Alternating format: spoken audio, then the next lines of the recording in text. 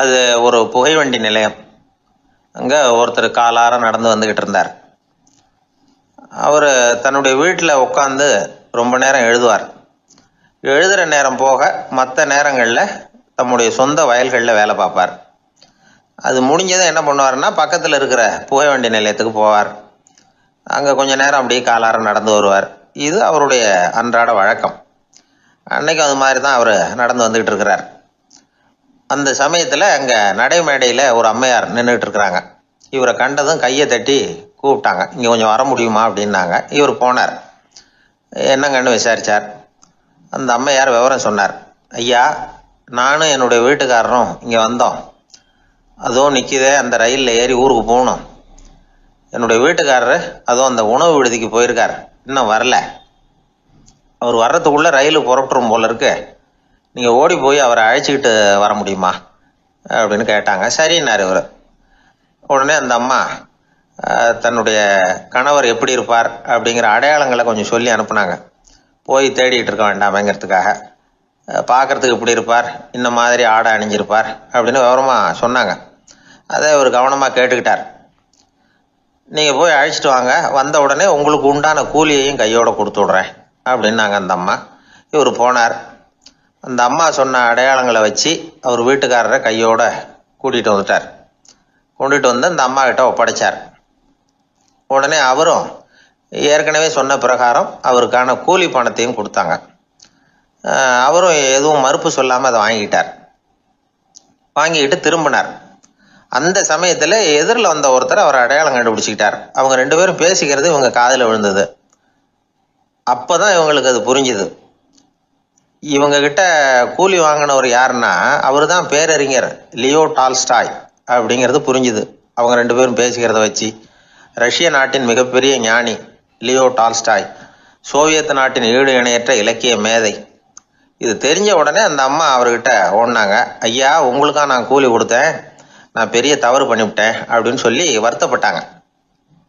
பரவாயில்ல, ஆனால் நீங்கள் எனக்கு கொடுத்த கூலி பணத்தை நான் திருப்பி கொடுக்க மாட்டேன். ஏன் தெரியுமா? அது நான் உழைச்சி பெற்ற தொகை அப்படின்னார். யாருக்குமே அதிக மகிழ்ச்சியை தரக்கூடிய பணம் எதுன்னு கேட்டால், அது அவங்க உழைப்புக்கு ஊதியமாக கிடைக்கிற பணம் தான். நம்ம ஆட்கள் சில பேருக்கு உழைக்காமல் கிடைக்கிற தீய வழியில் வருகிற பணம் கூட மகிழ்ச்சியை கொடுக்கும்.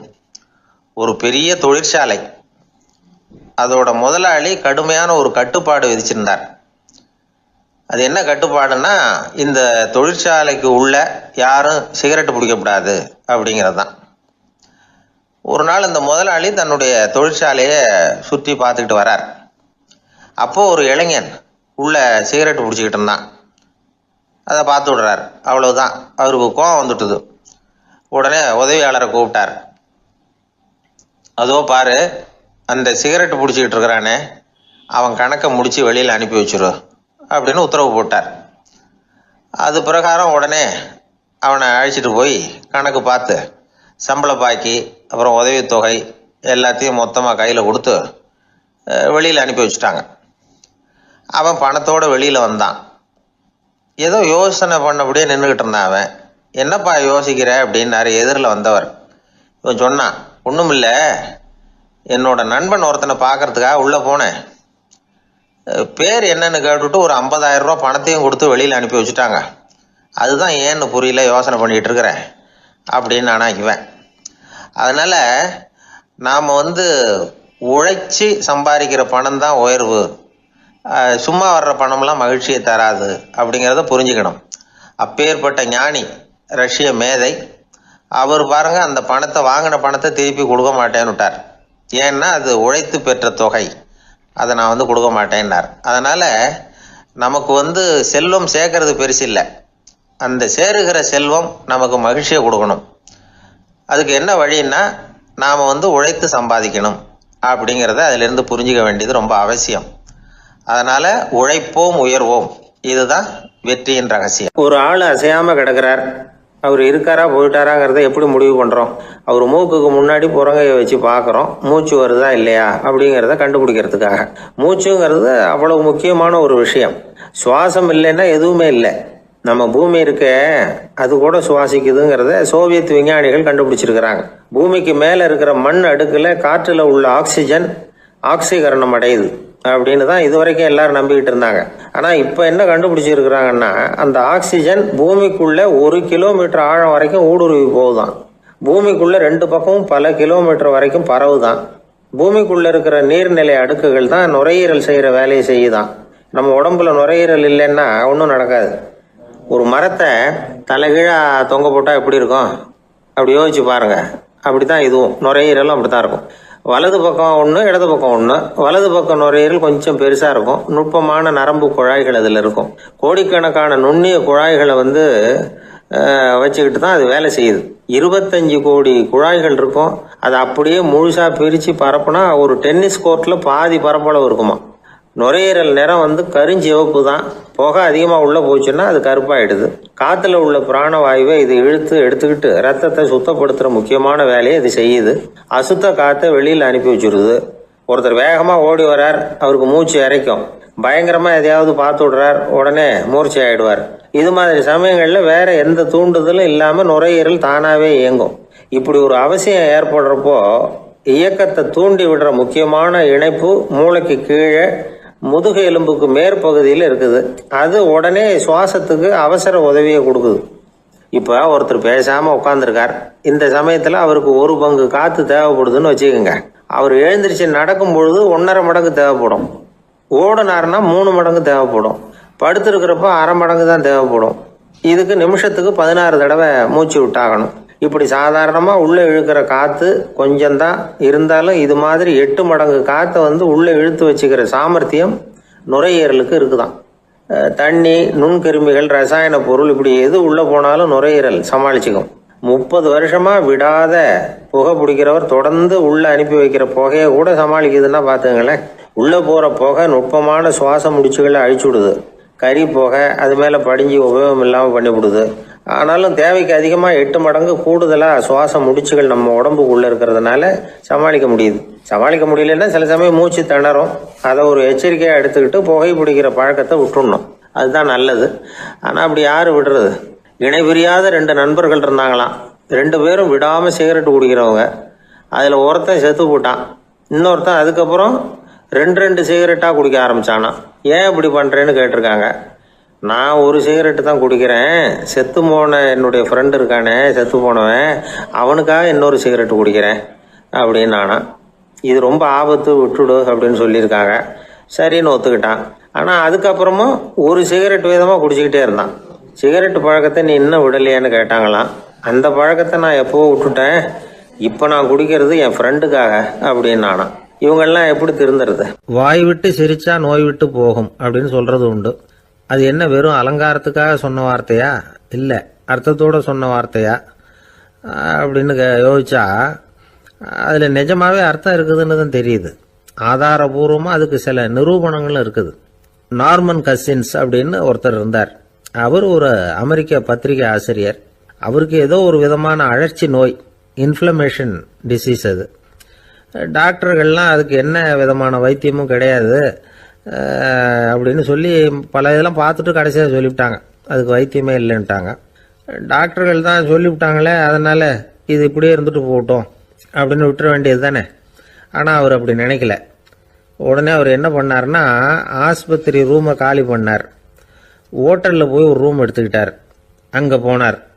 தினமும் அவருக்கு பிடிச்ச தமாஷான படங்களை எல்லாம் டிவியில் போட்டு பார்த்துக்கிட்டு இருந்தார். சிரிப்பு வரக்கூடிய புத்தகங்களை எல்லாம் படித்தார். கொஞ்ச நாள் ஆச்சு. அவருக்கு இருந்த தொந்தரவு குணமாக ஆரம்பிச்சிட்டுது. இதை கேள்விப்பட்ட உடனே பழைய டாக்டர்கள்லாம் ஓடி வந்தாங்க. ஓடி வந்து பார்க்குறாங்க. அவர் உடம்பை சோதனை பண்ணி பார்க்குறாங்க. பார்த்தா அவர் உடம்பு குணமாகறதுக்கு உதவியாக இருந்தது சிரிப்பு தான் அப்படிங்கிறத விஞ்ஞானபூர்வமாக அவங்க ஒத்துக்கிட்டாங்களாம். இருந்தாலும் சிரிப்பு எந்த முறையில் எந்த விதத்தில் உதவி பண்ணுது அப்படிங்கிறத இன்னமும் சரியாக புரிஞ்சிக்க முடியல. ஆனாலும் ஒரு சில விஷயங்கள் மட்டும் புரியுது. அது என்னன்னா, சிரிப்பு சுவாசத்தை மேம்படுத்துது, ரத்த அழுத்தத்தை குறைக்குது, உடம்பு குணமாகறதுக்கே உரிய சில ஹார்மோன்கள் அதிகமாக உருவாகி வர்றதுக்கு வழி செய்யுது.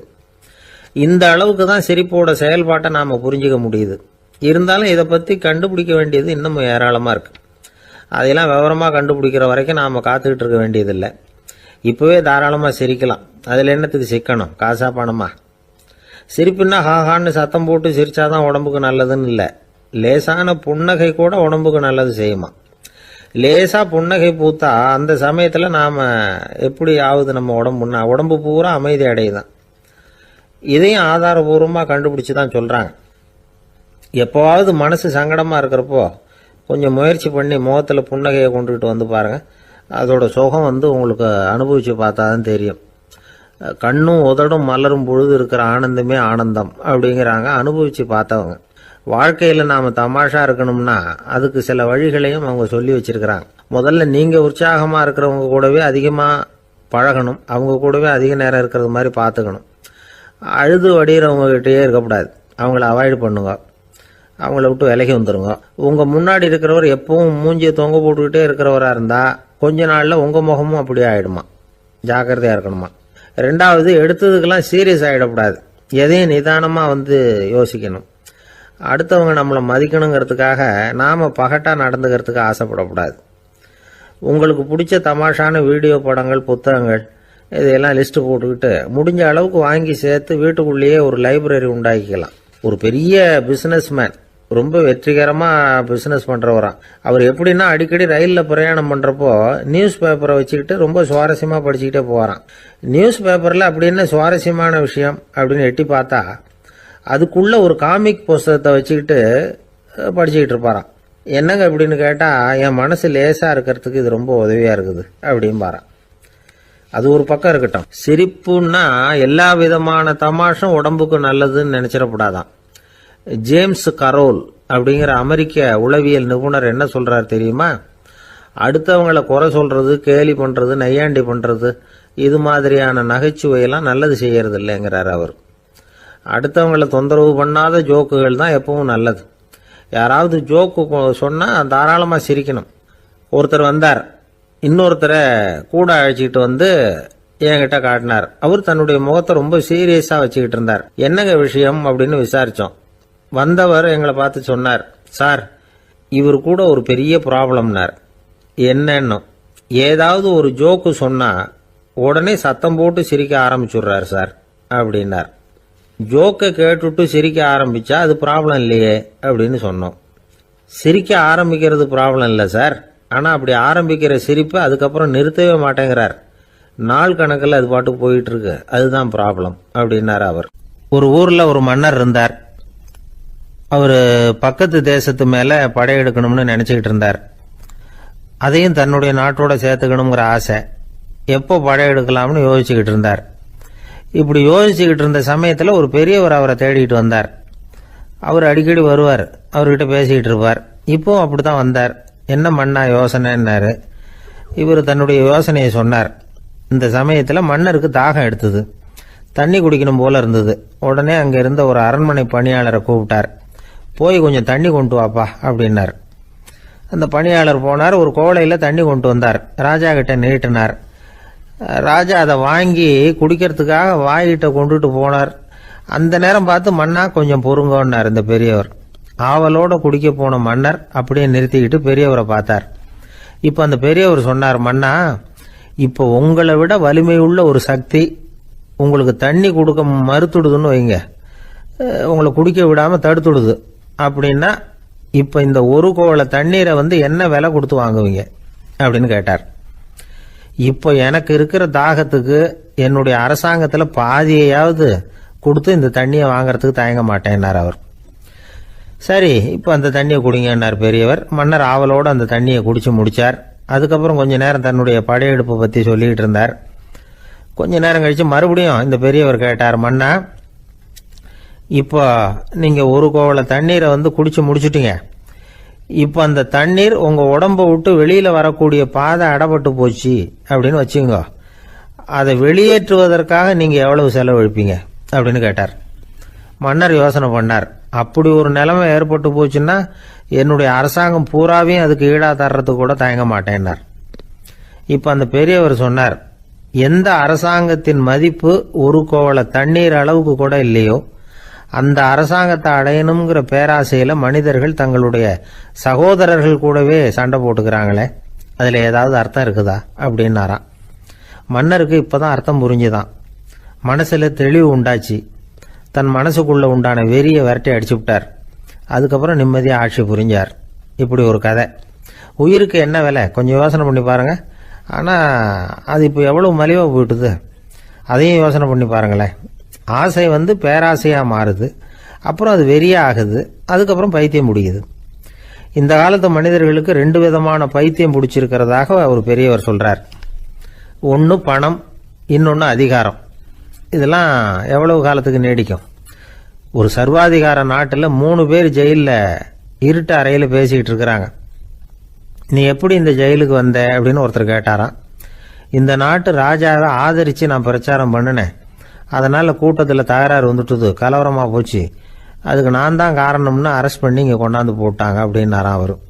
சரி, நீ எப்படி இங்கே வந்த அப்படின்னு இன்னொருத்தரை பார்த்து கேட்டிருக்கார். நான் இந்த நாட்டு ராஜாவை எதிர்த்து பிரச்சாரம் பண்ணேன், அதனால் கலவரம், அரெஸ்ட் பண்ணி கொண்டாந்து போட்டாங்கன்னார். சரிப்பா, நீ எப்படி அங்கே வந்த அப்படின்னு 3வது ஆளை பார்த்து இவங்க கேட்டாங்களாம். இதுக்கு அந்த ஆள் மெதுவாக வெளிச்சத்துக்கு நான் தான் இந்த நாட்டு ராஜா அப்படின்னாராம். ஒரு நண்பர் ஆனந்தமாக சிகரெட் பிடிச்சிக்கிட்டு இருந்தார். இந்த பழக்கத்தை விட்டுவிடுங்களேன் அப்படின்னு சொல்லி பார்த்தோம். விட்டுடலாம்னு தான் பார்க்குறேன், ஆனால் முடியலையேன்னார். மனசு வச்சா எல்லாம் முடியும் அப்படின்னோம். அவர் கொஞ்ச நேரம் யோசனை பண்ணார். அப்புறம் சொன்னார், சரி சார், இதுதான் நான் பிடிக்கிற கடைசி சிகரெட் அப்படின்னு சொல்லி ரொம்ப அழுத்தமாக புகையை உள்ளுக்கு இழுத்தார். அதுக்கப்புறம் அந்த துண்டு சிகரெட்டை வீசி எறிஞ்சுட்டார். ஒருத்தர் இது மாதிரி தீர்மானம் பண்ணி தன்னுடைய கடைசி சிகரெட்டை தூக்கி எறிஞ்சுட்டார்னா அது ஒரு பெரிய விஷயம்தான். அதுக்கு பிறகு அவர் உடம்புல படிப்படியாக என்னென்ன மாற்றங்கள் நடக்கும் அப்படிங்கிறத பற்றி ஒரு விவர பட்டியலே வெளியிட்டிருக்கிறாங்க. அது என்ன விவரம் தெரியுமா? ஒருத்தர் புகைப்பிடிக்கிற பழக்கத்தை நிறுத்துறாருன்னு வச்சுங்க. அப்படி அவர் நிறுத்தின 20 நிமிடங்களுக்குள்ள உயர் ரத்த அழுத்தம், உடல் வெப்பம், நாடி துடிப்பு இதெல்லாம் சரியான நிலைமைக்கு வந்துருதான். 8 மணி நேரத்துக்குள்ள இந்த ஸ்மோக்கர்ஸ் பிரீத் அப்படிங்கிற தன்மை மறைஞ்சிருதான். ரத்தத்தில் உள்ள கார்பன் மோனாக்சைடு அளவு குறையுதான், ஆக்சிஜன் அளவு கூடுதான், சரியான அளவுக்கு வந்துருதான். ஒருத்தர் கடைசி சிகரெட்டை தூக்கி எறிஞ்சுட்டார்னா 24 மணி நேரத்துக்குள்ள மாரடைப்பு ஏற்படுறதுக்கான வாய்ப்பு குறைஞ்சுடுதான். 48 மணி நேரத்துக்குள்ள உணர்வு நரம்புகளின் முனைப்பகுதிகள் மறுபடியும் ஒன்று சேர்ந்துருதான். அதனால நாக்கு சுவை உணர்வு, மூக்கின் முகரும் சக்தி இதெல்லாம் மேம்படுதான், நல்ல நிலைமைக்கு வந்துருதான். சிகரெட்டை நிறுத்தின 3 நாளுக்குள்ள மூச்சு விடுறது சுலபமாயிடுதான். இப்படி அவங்க பட்டியல் நிறைய சொல்றாங்க. 2 அல்லது 3 மாசத்துக்குள்ள என்ன ஆகும் தெரியுமா? ரத்த ஓட்டம் மேம்படுது, நடக்கிறது சுலபமாயிடுது. நுரையீரல் கொள்ளளவு 30% அதிகரிக்குது. 1லிருந்து 9 மாசத்துக்குள்ள சுவாச குறைபாடுகள் நீங்குது. நுரையீரலில் இருக்கக்கூடிய இந்த அசுத்தம் வடிகட்டும் திசுக்கள் சரியா வேலை செய்ய ஆரம்பிச்சிருது. 1 வருஷத்துக்குள்ள இந்த இதய அழுத்த நோய்க்கான வாய்ப்பு பாதியா குறைஞ்சிருது. இந்த சிகரெட்டை நிறுத்தின 5 வருஷத்துக்குள்ள ஒரு நாளைக்கு 1 பாக்கெட் சிகரெட் பிடிக்கிறவர்களில் நுரையீரல் புற்றுநோயினால சாகிறவர்கள் எண்ணிக்கை பாதியா குறைஞ்சிருது. புற்றுநோய் செல்கள் சீரமைக்கப்படுது. ஆக ஒருத்தர் புகைக்கிறத விட்டுணும்னு தீர்மானம் பண்ணி தன் கையில் இருக்கிற சிகரெட்டை இதுதான் கடைசின்னு சொல்லி தூக்கி எறிஞ்சுட்டா அதுக்கப்புறம் படிப்படியா இவ்வளவு நன்மைகளும் மாற்றங்களும் ஏற்படுறதாக இந்த அமெரிக்கன் கேன்சர் சொசைட்டி தெரிவிச்சிருக்குது. அதனால புகைப்பழக்கம் உள்ளவங்க இதையெல்லாம் கொஞ்சம் யோசிச்சு பார்த்து அந்த பழக்கத்தை விட்டு விடுறது ரொம்ப நல்லது. ஆனால் அதையெல்லாம் நாம சொன்னா யாரு கேட்கறாங்க? என்னுடைய நண்பர் ஒருத்தர் புகைப்பழக்கம் உள்ளவர், அவர் என்கிட்ட சொன்னார், சார், சிகரெட் பிடிக்கிற பழக்கத்தை விட்டு விடுறது என்னை பொறுத்த வரைக்கும் ஒன்றும் பெரிய கஷ்டமான செயல் இல்லை, அது ரொம்ப சுலபம் அப்படின்னார். எப்படி சொல்றீங்கன்னு கேட்டேன். நான் ஏற்கனவே 20 தடவை அந்த பழக்கத்தை விட்டுருக்கேன் சார் அப்படின்னார் ரொம்ப பெருமையா. ஒரு குழந்தை பிறந்துதான் ஒரு வீட்டில். அந்த குழந்தைக்கு என்ன பேர் வைக்கிறதுங்கிறது ஒரு தகராறு. இந்த குழந்தைக்கு என்ன பேர் வைக்கிறதுங்கிறதுல தகராறு வந்துடுது. யாரு? கணவனுக்கும் மனைவிக்கும். அவன் என்ன சொல்றான், எங்க அப்பா பேரை தான் வைக்கணுங்கிறான் அவன். இந்த அம்மா என்ன சொல்லுது, இல்லை எங்க அப்பா பேரை தான் வைக்கணும் அப்படிங்குது. காலையிலேருந்து சண்டை, தகராறு. எதிர்த்த வீட்டுக்காரன் பார்த்தான், இது என்ன காலையிலேருந்து எதிர்த்த வீட்டில் தகராறு நடக்குது, என்னன்னு போய் கேட்டிருக்கான். என்னம்மா உங்களுக்கு உள்ள தகராறு? காலையிலேருந்து பார்த்தேன் அப்படின்னா, ஒன்றும் இல்லைம்மா, எங்கள் குழந்தைக்கு பேர் வைக்கிறதுல எங்களுக்கு உள்ள ஒத்து போக முடியல. நான் எங்கள் அப்பா பேரை வைக்கணுங்கிறேன், அந்த அம்மா அவங்க அப்பா பேரை வைக்கணுங்குது. அதுதான் எங்களால் குடும்பத்தில் ஒரு நிம்மதி இல்லாமல் இருக்கிறோம், தகராறு பண்ணிகிட்ருக்கோம் அப்படின்னு நானா. அப்போ எதிர்த்த வீட்டுக்காரன் சொல்லியிருக்கான், எதிர்த்த வீட்டுக்காரன்னு நான் எதுக்கு இருக்கிறேன், நான் பஞ்சாயத்து பண்ணி வைக்கிறேன், உங்களுக்குள்ள என்ன இது பேர் தானே வைக்கணும், ஏன்பா உங்கள் அப்பா பேர் என்ன அப்படின்னு அவனை கேட்டிருக்கான். எங்கள் அப்பா பேர் சீனிவாசன் அப்படின்ட்டுருக்கான். இந்த அம்மாவை உங்கள் அப்பா பேர் என்னம்மா? கிருஷ்ணன் அப்படின்னு சொல்லி இவன் யோசிச்சு பார்த்தான். குழந்தைக்கு சீனிவாச கோபாலகிருஷ்ணன்னு பேர் வைங்க போங்க அப்படின்ட்டு போயிட்டான். ஏற்ற விட்டுக்கு தீர்த்து வச்சுட்டு போயிட்டான். போனதுக்கப்புறம் இவங்க 2 பேரும் பேசிக்கிட்டாங்க. சரி, இந்த சீனிவாசன் சரி கிருஷ்ணன் சரி, நடுவில் கோபாலம் யார் அப்படின்னு சொல்லி அவனை போய் இழுத்துட்டு வந்தான். எழுத்து வீட்டில் போய் அது யார்ரா, அது இங்கே வா, அது யார்ரா கோபாலன், அது எங்கள் அப்பா பேர், நீ அதை மட்டும் எதுக்கு விட்டு வைக்கிற, அதையும் சேர்த்து வச்சுட்டு போடான்னு. அதாவது குடும்பத்தில் வந்து ஒரு கணவனும் மனைவியும் ஒரு சின்ன விஷயத்தில் கூட ஒத்து போகலன்னா இப்படி தான் ஏற்று வீட்டுக்காரன் பஞ்சாயத்துக்கு வருவான். கோபாலன்னு வந்து குறுக்க வருவான் ஒருத்தன். அப்படி அந்த அனுசரிப்புங்கிறது குடும்பத்தில் ரொம்ப அவசியம்.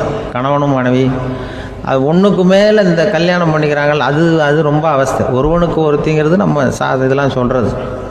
ஒன்றுக்கு மேற்பட்ட திருமணங்கள் வந்து சங்கடத்தில் தான் கொண்டு வந்து விடும். நிறைய சொல்லுவாங்க. உலகத்திலேயே ஒரு பெரிய இது என்ன தெரியுங்களா, இயற்கை வந்து நிர்ணயம் பண்ணுது. இப்போ வந்து நம்ம சில பேருக்கு எனக்கு பொம்பளை பிள்ளை வேண்டாம் ஆம்பளை பிள்ளை வேண்டான்னு சொல்லி இந்த ஸ்கேன் பண்ணி என்னென்னவோ பண்ணிகிட்டு இருக்கிறாங்கல்ல. ஆனால் இயற்கை வந்து அந்த 50-50 ரேஷியோவை அது வந்து மெயின்டைன் பண்ணிகிட்ருக்கு. இந்த உலகத்தில் ஒரு அதிசயமான உண்மை என்னென்னா, 116 ஆம்பளை பிள்ளை பிறந்தா 100 பொம்பளை பிள்ளை பிறகுதான். உலக அளவில் 116 ஆம்பளை பிள்ளை பிறந்தா 100 பொம்பளை பிள்ளை பிறகுது. இது எதுக்கு 16 அதிகமாக பிறகுதுன்னா, அந்த வாலிப வயசு அடையிறதுக்குள்ளே 16 செத்து போகுது. 16 அங்கங்கே ஓடுறது கொஞ்சம் முரட்டத்தனமாக போகிறதுனால செத்து போகுது. அந்த 50-50 இந்த ஒருத்தருக்கு ஒருத்தங்கிற ரேஷியோவை இயற்கை வந்து மெயின்டைன் பண்ணிகிட்டு இருக்கு. அது ஒரு பெரிய அதிசயம். அதை விட பெரிய அதிசயம் என்னென்னா, இந்த உலக யுத்தம் நடந்ததில்ல, முதல் உலக யுத்தம், 2வது யுத்தம், அப்போ பார்த்துருக்குறாங்க, கணக்கு எடுத்துருக்குறாங்க. அந்த யுத்தம் முடிஞ்ச பிறகு 116 ஆம்பளை பிள்ளைக்கு பதிலாக 160 170 பிறக்க ஆரம்பிச்சுதான். 100 பெண் குழந்தைக்கு 170 180 ஆண் குழந்தை. இது எதுக்குன்னா, அந்த போரில் செத்து போகுதில்ல ஆம்பளை பிள்ளைகள், அதை ஈடுகட்டுறதுக்காக அதிகமாக பிறக்க ஆரம்பிச்சிருக்கு. அந்த அளவுக்கு வந்து இயற்கை வந்து ஒரு பெரிய ரேஷியோவை மெயின்டைன் பண்ணுது. அதாவது ஒருவனுக்கு ஒருத்திங்கிறத அது சொல்லிகிட்டு இருக்கு. புறாவெல்லாம் வளர்த்திங்கன்னா, நான் கூட புறா வளர்த்துருக்குறேன் ஊரில். புறா வளர்த்திங்கன்னா ஒரு தடவைக்கு 2 முட்டை தான் விடும் ஒரு வீட்டுக்கு. அந்த 2 முட்டையும் குஞ்சு பறிச்சுன்னா அதில் ஒன்று வந்து ஆணாக இருக்கும், ஒன்று பொண்ணாக இருக்கும். அது எந்த முட்டை ஆண் எந்த முட்டை பெண்ணுங்கிறத இயற்கை நிர்ணயம் பண்ணுது. அதை வந்து நம்ம மாற்றவே முடியாது. 2ஐயும் அந்த பெண்ணாவோ 2ஐயும் ஆணாவோ மாற்ற முடியாது நம்ம. அதனால் அந்த இயற்கையை புரிஞ்சுக்கிட்டு நாம் நடந்துக்கணும். அதனால தான் ஒரு கணவன் ஒரு மனைவி, அதான் ஒருத்தருக்கு ஒருத்தங்கிறது. ஒன்றுக்கு மேலேனா சங்கடம் தான். ஒரு பஸ்ஸில் வந்து ரெண்டு பெண்கள் வந்துக்கிட்டு இருந்தாங்களாம். பஸ்ஸு பிரயாணம். 2 பெண்கள் வந்து பக்கத்தில் உட்காந்துருக்காங்க. அந்த கண்டக்டரை கூப்பிட்ருக்காங்க, இங்கே வாயா அப்படின்னு அந்த ஒரு அம்மா கூப்பிட்ருக்கு. என்னம்மா அப்படின்ட்டுருக்கார். வந்து இந்த ஜன்னலை திறந்து விட்டு போ அப்படின்னு. சரின்னு பக்கத்தில் இருந்த ஜன்னலை திறந்து விட்டு அவர் போயிட்டார். பக்கத்தில் இருந்தாமா உடனே இங்கே வாயா மறுபடியும் வாயான்னு கூப்பிட்ருக்கு. வந்து என்ன இந்த ஜன்னலை மூடி விட்டு போ அப்படின்ட்டுருக்கு. மூடி விட்டு போனார். மறுபடியும் அந்த முன்னாடி கூப்பிட்டது வாமா வாயான்னு மறுபடியும் கண்டக்டரை கூப்பிட்டு, என்ன இந்த பார், இந்த ஜன்னலை வந்து நீ மூடி வச்சின்னா நான் மூச்சு திணறி செத்து போடுவேன். அப்புறம் உடனே பக்கத்தில் இருந்தம்மா தபாரியா அந்த அம்மா பேச்சை கேட்டுட்டு நீ திறந்து வச்சின்னா நான் குளிர் தாங்காமல் செத்து போடுவேன் அப்படின்ட்டு அவர் தலையை பிச்சுக்கிறார் கண்டக்டர். என்னடா பெரிய ரொம்ப போச்சேன்னு, கொஞ்சம் தூரம் பிரயாணம், இதில் கூட அட்ஜஸ்ட் பண்ணி போகக்கூடாதா அப்படின்னு.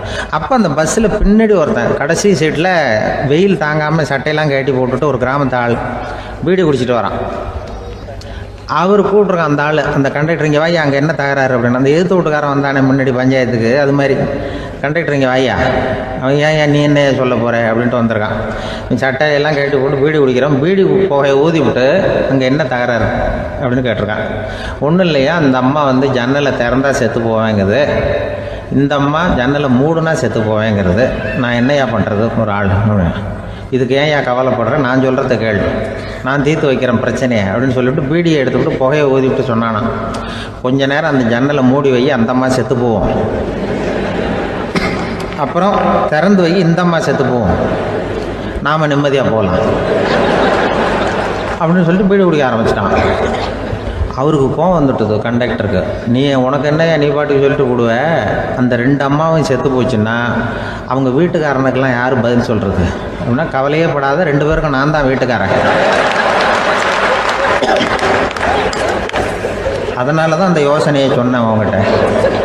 அப்புறம் இதுதான் இந்த ஒன்றுக்கு மேலே போச்சுன்னா அது இயற்கைக்கு விரோதம், இப்படிலாம் ஆகும். அதனால தான் அவன் அவ்வளவு ஒன்றுமே வேண்டான்ட்டு கடைசி பெஞ்சு இதில் போய் சீட்டில் உட்காந்துக்கிட்டான். அப்படி அது இயற்கையை புரிஞ்சுக்கிட்டு வாழணுங்கிறது முக்கியம். குடும்பத்தில் வந்து கணவனுடைய பங்கு என்ன, மனைவியினுடைய பங்கு, குழந்தை குட்டிகள்லாம் சொல்லுவாங்க. அப்படி இருக்கணும். கணவன்கிறவனுக்கு நிறைய சகிப்புத்தன்மை தேவைப்படுது. இதில் ஒரு பெரிய நீதிபதி இருந்தார் சென்னையில், உண்மையாக நடந்தது. சென்னையில் ரொம்ப காலத்துக்கு முன்னாடி காந்தி இருந்த காலத்தில் சென்னையில் ஒரு நீதிபதி, அவர் ஒரு நாள் கோர்ட்லாம் விட்டு ரொம்ப கஷ்டப்பட்டு ராத்திரி சும்மா போய் உடனே வீட்டுக்கு வரல. கோர்ட்டினுடைய நடவடிக்கை முடிஞ்சு வீட்டுக்கு வராமல் போய் எங்கெங்கேயோ போய் சுற்றிவிட்டு அந்த நண்பர்களோடு அப்படி உல்லாசமாக அப்படி கொண்டாடிவிட்டு ராத்திரிக்கு வந்திருக்கிறாரு வீட்டுக்கு 1 மணிக்கு. அப்போ அந்த வயசான அம்மா வாசல்லையே காத்துக்கிட்டு இருக்கு. உள்ளே போச்சு நீதிபதி இன்னும் வந்து சேரலேன்னு வாசல்லையே நின்றுட்டு இருந்ததுதான். அப்போ அது வந்த உடனே பலார்னு அரைஞ்சி விட்டாங்களாம் அந்த அம்மா. ஏன்டா அவ்வளோ தூரம் எங்கே போனேன், என்ன தான் நீதிபதியாக இருந்தாலும் அவங்களுக்கு உள்ள தானே, பலார்னு அரைஞ்சி விட்டாங்க. உடனே அவர் கலங்கி போய் அழுதாராம். மறுநாள் கேட்டிருக்காங்க அந்த பக்கத்தில் இருந்தவங்க, ஏன் நீ வந்து பெரிய நீதிபதி, பெரிய பதவியில் இருக்க, அதனால் உன்னை உங்கள் அம்மா அடிச்சிட்டாங்கன்னு அழுதியா அப்படின்னு கேட்டாங்களாம். அப்போ அவர் சொன்னாராம் நீதிபதி, இல்லை நான் வந்து இது மாதிரி எங்கள் அம்மாக்கிட்ட அடிக்கடி அடி வாங்குவேன். எப்போதும் அவங்க அடிக்கிற அடி பலமாக விழும். இப்போ அவங்க அடித்தது எனக்கு வலிக்கவே இல்லை. அந்த அளவுக்கு அவங்களுக்கு வயசாகிட்டுதே, பலம் குறைஞ்சிட்டுதேன்னு நினச்சி அழுதேன் அப்படின்னு இருக்காராம். அதுதான் புள்ள அம்மா பேரில் உள்ள பாசங்கிறது. இதே போல் நான் சொன்னது மாதிரி முன்னாடி இவர் ஒரு இறைநேச செல்வர் ஒருத்தர் இருந்தார். ஒரு அம்மா வந்து எனக்கு அப்பா தண்ணி கொடுப்பா அப்படின்றது படுக்கையில் இருந்த அம்மா. இவர் ஏதோ படிச்சுக்கிட்டு இருந்தவர், ஒரு சின்ன இளைஞர், உடனே ஓடி போய் ஒரு குவளையில் தண்ணி எடுத்துகிட்டு போய் அம்மாவுக்கு முன்னாடி நிற்கிறார். முன்ன அந்த அம்மா அதுக்குள்ளே தூங்கி போச்சு. இவர் அந்த தண்ணியை வச்சுக்கிட்டு அவர் பாட்டு நிற்கிறார். விடிஞ்சு போச்சு. விடிகிற சமயத்தில் அந்த அம்மா முடிச்சு பார்க்குது, பையன் தண்ணியோட கையில் வச்சுட்டு நிற்கிறார். ஏம்மா என்னப்பா நீ ராத்திரி பூரா தண்ணியோடு நின்றுட்டு இருக்கிறியா எனக்கா அப்படின்னு. அப்பா அவர் சொன்னாராம், ஆமாம்மா ராத்திரி தண்ணி தாகமாக இருக்குன்னு கேட்டீங்க, உடனே தண்ணி கொண்டு வந்துட்டேன். ஓடி வந்து பார்க்கும்பொழுது நீங்கள் தூங்கிக்கிட்டு இருந்தீங்க. தூங்கிட்டு இருக்கும்பொழுது உங்களை எழுப்ப வேண்டாம், தூக்கத்தை கெடுக்க வேண்டாம்னு நான் நினச்சேன், அதனால் எழுப்பலை. தூக்கம் முழிக்கிற சமயத்தில் உடனே தாகமாக இருக்கும், தண்ணி குடிக்கணும்னு ஆசைப்படுவீங்க, அதனால் தண்ணியை பக்கத்துலேயே வச்சுட்டு நிற்கிறேன் அப்படின்னு அந்த இளைஞர் சொன்னாராம். அப்படியே கட்டி பிடிச்சிட்டு நீ பிற்காலத்தில் பெரிய அறிஞராக வருவேன்னு சொல்லி அந்த அம்மா வரணும்னு சொல்லி இறைவனை வேண்டாங்களாம். அவர் தான் இஸ்லாமிய மார்க்கத்தில், தீன் மார்க்கத்தில் பெரிய ஆளானது. அதாவது ஷர்புதீன் யாஹ்யான்னு ஒருத்தர், ஒரு பெரிய இஸ்லாமிய பேரறிஞராக வந்தார். இப்படி அம்மா பேரில் பாசமாக உள்ளவங்கள்லாம் இருந்தாங்க நிறையா. அப்படி அந்த குடும்பத்தில் வந்து அந்த பாசம் நேசம் எவ்வளவு இருக்கோ அவ்வளவுக்கு அவர்கள் உயர்வார்கள்ங்கிறது தான் நம்முடைய பெரிய இதெல்லாம் பெரியவங்கள்லாம் சொல்லியிருக்கிறது அதுதான். அதனால தான் அந்த கணவனுடைய பங்கு என்ன, மனைவியினுடைய பங்கு என்ன, பிள்ளைகளுடைய பங்கு என்னங்கிறத பற்றி ரொம்ப விவரமாக சொல்கிறதுக்காக தான் அதை பற்றி நாம் சிந்திக்க வேண்டிய நேரம் இதுங்கிறதுனால தான். கணவனுக்கு வந்து இது வந்துடக்கூடாது, அதாவது கோபம் வரக்கூடாது, நிதானம் வேணும் அப்படின்லாம் சொல்லுவாங்க. நிதானம், கணவன் வந்து கோபப்படக்கூடாதுமா. அதுக்கு நாங்கள் மனுஷனுக்கு சினம் தவிர்த்தல்னு பயிற்சியெல்லாம் கொடுக்குறாங்க. இப்போது மனுஷன் கோபப்படாமல் இருக்கணும், போகணும் வரணும்னு அதுக்கு சொல்லுவோம் நாங்கள். சும்மா கதை ரூபமாக சொல்கிறது. அங்கே வேதாத்திரி மகரிஷின்னு இருக்கார், அவர் இதில் வந்து சினம் தவிர்த்தல்னு பயிற்சியை கொடுப்பாங்க. குடும்ப தலைவர்கள் பெரியவங்கள்லாம் வந்து அந்த பயிற்சியை எடுத்துக்கணும். என்ன கூப்பிட்டாங்க ஒரு தரம், சினம் தவிர்த்தல்னு ஒரு பயிற்சி கொடுக்குறோம், அதில் நீ வந்து பேசுன்னாங்க. நான் சொன்னேன், நான் பயிற்சிக்கு வேணா வரேன், என்னை பேச வேண்டாம் சார், நான் வந்து பயிற்சி கற்றுக்கிறேன்னு. இல்லை நீ அதெல்லாம் பயிற்சி நாங்கள் கொடுக்குறோம், நீ உனக்கு என்ன தெரியுமோ சொல்லு, மனுஷன் கோவப்படாமல் இருக்கணும், அதுக்கு ஏதாவது வழி சொல்லிட்டு போ அப்படின்னு கூப்பிட்டாங்க. சரின்ட்டு போனேன். அங்கே போய் நான் சொன்னேன், இது மாதிரி எனக்கு தெரிஞ்சது ஒரு கதை மாதிரி சொன்னேன். மீனம்பாக்கம் ஏர்போர்ட், அங்கே ஜப்பானுக்கு போக வேண்டிய ஒரு பிரயாணி லக்கேஜோடு நிற்கிறார் நிறையா. இதை வாங்கி பிளேனில் ஏற்றக்கூடிய ஒரு தொழிலாளி அவர்கிட்ட ஒரு சண்டை போடுறார், அடிக்க போகிறார், திட்டுறாரு, கண்டாமலான்னு திட்டுறார். அவர் இதை ஒருத்தர் பார்த்துக்கிட்டே இருக்கார். அந்த சினம் தவிர்த்தல் பயிற்சி கொடுக்குற பேராசிரியர் ஒருத்தர் பார்த்துக்கிட்டே இருக்கார். இது எப்படி இவன் இந்த ஆள் அவ்வளவு கோபமாக அடிக்க போகிறான், திட்டுறான் அந்த பெரிய மனுஷன், இவர் பதிலுக்கு அவர் திட்டவே இல்லையே. அந்த தொழிலாளி சிரிச்சுக்கிட்டே சரி சார் அப்படின்னுட்டே இருக்கான். இவர் லக்கேஜை வாங்கி பிளேனில் ஏற்றுற தொழிலாளி இப்போ கண்ணாவனா அடிக்க போகிறான், திட்டுறான், முகம் செவந்து போச்சு. இவருக்கு என்ன ஆச்சரியம்னா, இந்த ஆள் இவ்வளவு கோவப்படுறான், அதை வாங்கி அந்த தொழிலாளி கொஞ்சம் கூட முகத்தில் கோபமே படலையே, சிரித்த முகத்தோடு இருக்கானே, இவன் வந்து நமக்கு பயிற்சி வகுப்பு எடுக்கலாம் போல இருக்கே அப்படின்னு இவர் நினச்சிட்டார். ரொம்ப நேரம் அவர் கத்திக்கிட்டு இருந்தார். சரி சார்ன்ட்டு அதை வாங்கிட்டு அவர் போயிட்டார். போனதுக்கப்புறம் அவர் இந்த ஆள் அப்புறம் பிளேன் வந்தது, ஏறி அவர் போயிட்டார், ஜப்பானுக்கு போயிட்டார். அதுக்கப்புறம் இந்த சினம் தவிர்த்தல் பேராசிரியர் ஓடி போய் அந்த தொழிலாளியை பிடிச்சி கொண்டு வந்தார். இந்த பாருப்பா, நான் வந்து காலையிலேருந்து பார்த்துக்கிட்டு இருக்கேன். அந்த ஆள் உன்னை அடிக்க வந்தான், திட்ட வந்தான், இவ்வளவு கோவப்படுறான், உனக்கு பதிலுக்கு நீ கோவமே படலையே, உனக்கு கோவமே வராதா? அது எப்படி நீ சினம் தவிர்க்கிறது, எப்படி உனக்கு கோவமே வரலையா அப்படின்னு கேட்டிருக்காரு. அப்போ அந்த தொழிலாளி சொன்னாராம், அப்படி இல்லை சார், மனுஷன்னு பிறந்தா கோவம் படாமல் இருக்க முடியாது, எல்லாருக்கும் கோவம் வரும், அது அவங்கவுங்க வழியில் டீல் பண்ணுவாங்க, நான் அதை என் வழியில் டீல் பண்ணேன், அவ்வளோதான். அப்போ அவர் திட்டும் பொழுது உனக்கு கோபம் வந்தது தானே? வந்தது சார். அப்போ அது எப்படி டீல் பண்ணேன்னு கேட்டிருக்காரு. அப்போ இவன் சொன்னான், ஒன்றும் இல்லை சார், அந்த பிரயாணி வந்து இப்போ ஜப்பானுக்கு போயிட்டுருக்கார், அவர் லக்கேஜெலாம் அமெரிக்கா போயிட்டுருக்கு.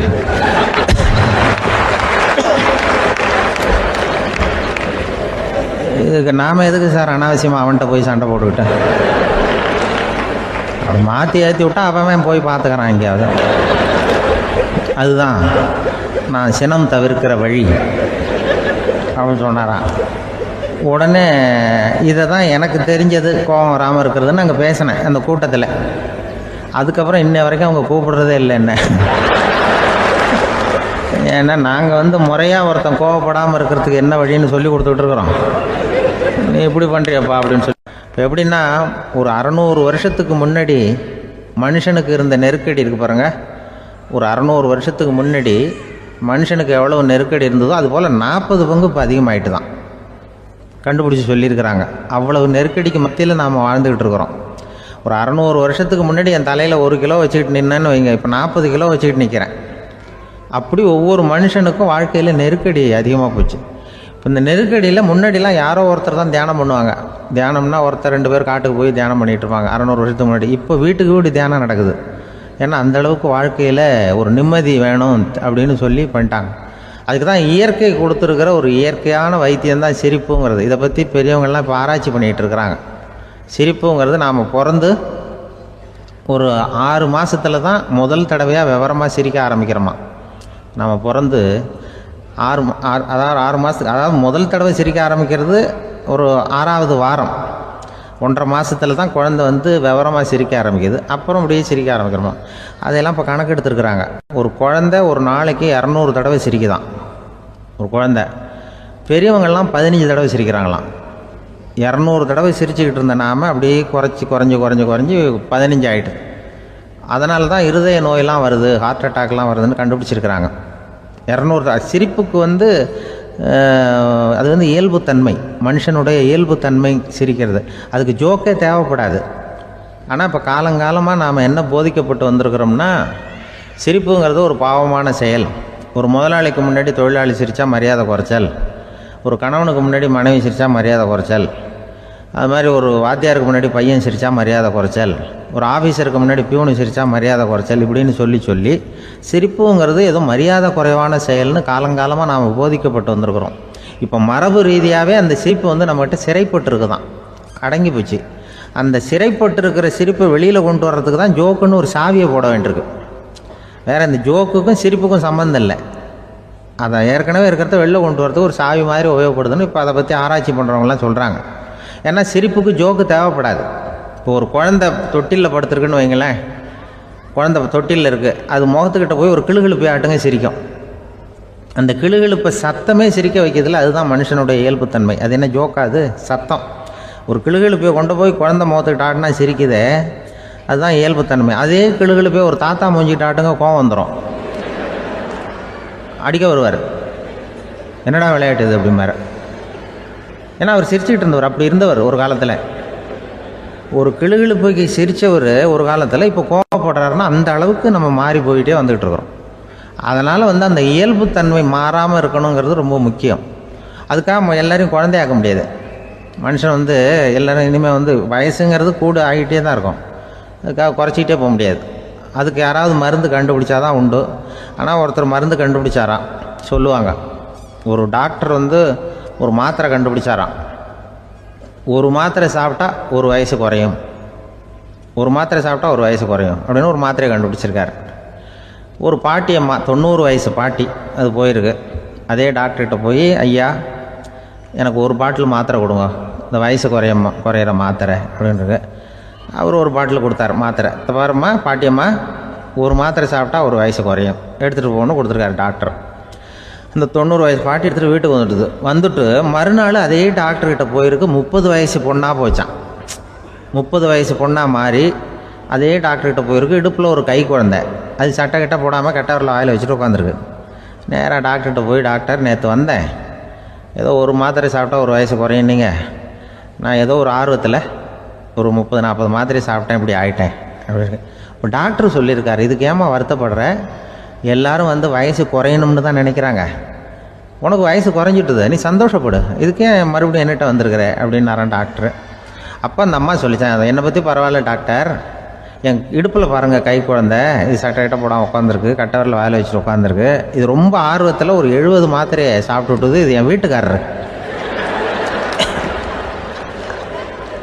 இவர் வந்து இடுப்பை விட்டு கீழே இறங்க மாட்டேங்கிறாரு.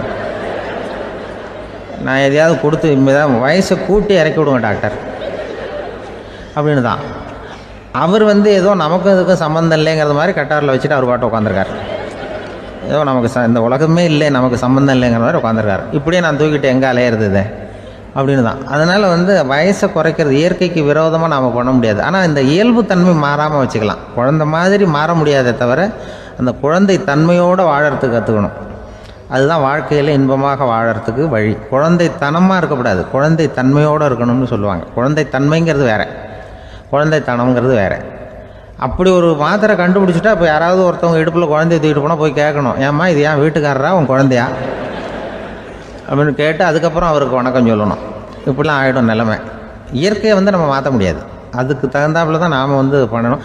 குழந்தை தன்மையோடு வாழறதுக்கு குடும்பத்தில் குழந்தை தன்மைங்கிறது எப்படின்னா, இப்போ ஒரு சில பேருக்கு அந்த குழந்தைத்தன்மை உண்டு. ஒரு வீட்டில் ஒரு புள்ள படுத்துருக்கு, அம்மா வந்து எழுப்புறாங்க, காலேஜுக்கு நேரமாச்சு எழுந்திருப்பா, காலேஜுக்கு நேரமாச்சு எழுந்திருப்பா அப்படின்ட்டு. அந்த அம்மா அந்த புள்ள சொல்லியிருக்கு, ஐயோ எனக்கு காலேஜுக்கு போகிறதுக்கே பிடிக்கலம்மா, என்னை வந்து தொந்தரவு பண்ணாத, காலேஜுக்கு போகிறதுக்கு எனக்கு பிடிக்கல அப்படின்னு தான். அப்போ அந்த அம்மா சொல்லியிருக்கு, ஏன் உனக்கு காலேஜுக்கு போகிறதுக்கு பிடிக்கல, கல்லூரிக்கு போகிறதுக்கு, அதுக்கு 2 காரணம் சொல்லு அப்படின்னு இருக்கா. அப்போ அந்த புள்ள சொல்லிச்சான், ஏன் பிடிக்கலன்னா, கல்லூரியில் இருக்கிற வாத்தியாருக்கும் என்ன பிடிக்க மாட்டேங்குது, ஆசிரியர்களுக்கும். 2வது காரணம், கல்லூரியில் படிக்கிற மாணவர்களுக்கும் என்ன பிடிக்கல, அதனால் நான் காலேஜுக்கு போக மாட்டேன்ற குழந்தை புள்ள சொல்லியிருக்கு. அம்மா வந்து அப்படிலாம் நீ இதுக்காக போகாமல் இருக்கக்கூடாது, நீ போய் தான் ஆகணும் அப்படின்னு பிடிவாதமாக அந்த அம்மா பிள்ளைய எழுப்புனாங்களாம். சரி நான் எதுக்கு காலேஜ் போகணும்னு சொல்கிறேன், அதுக்கு நீ 2 காரணம் சொல்லு அப்படின்னு தான் அந்த புள்ள.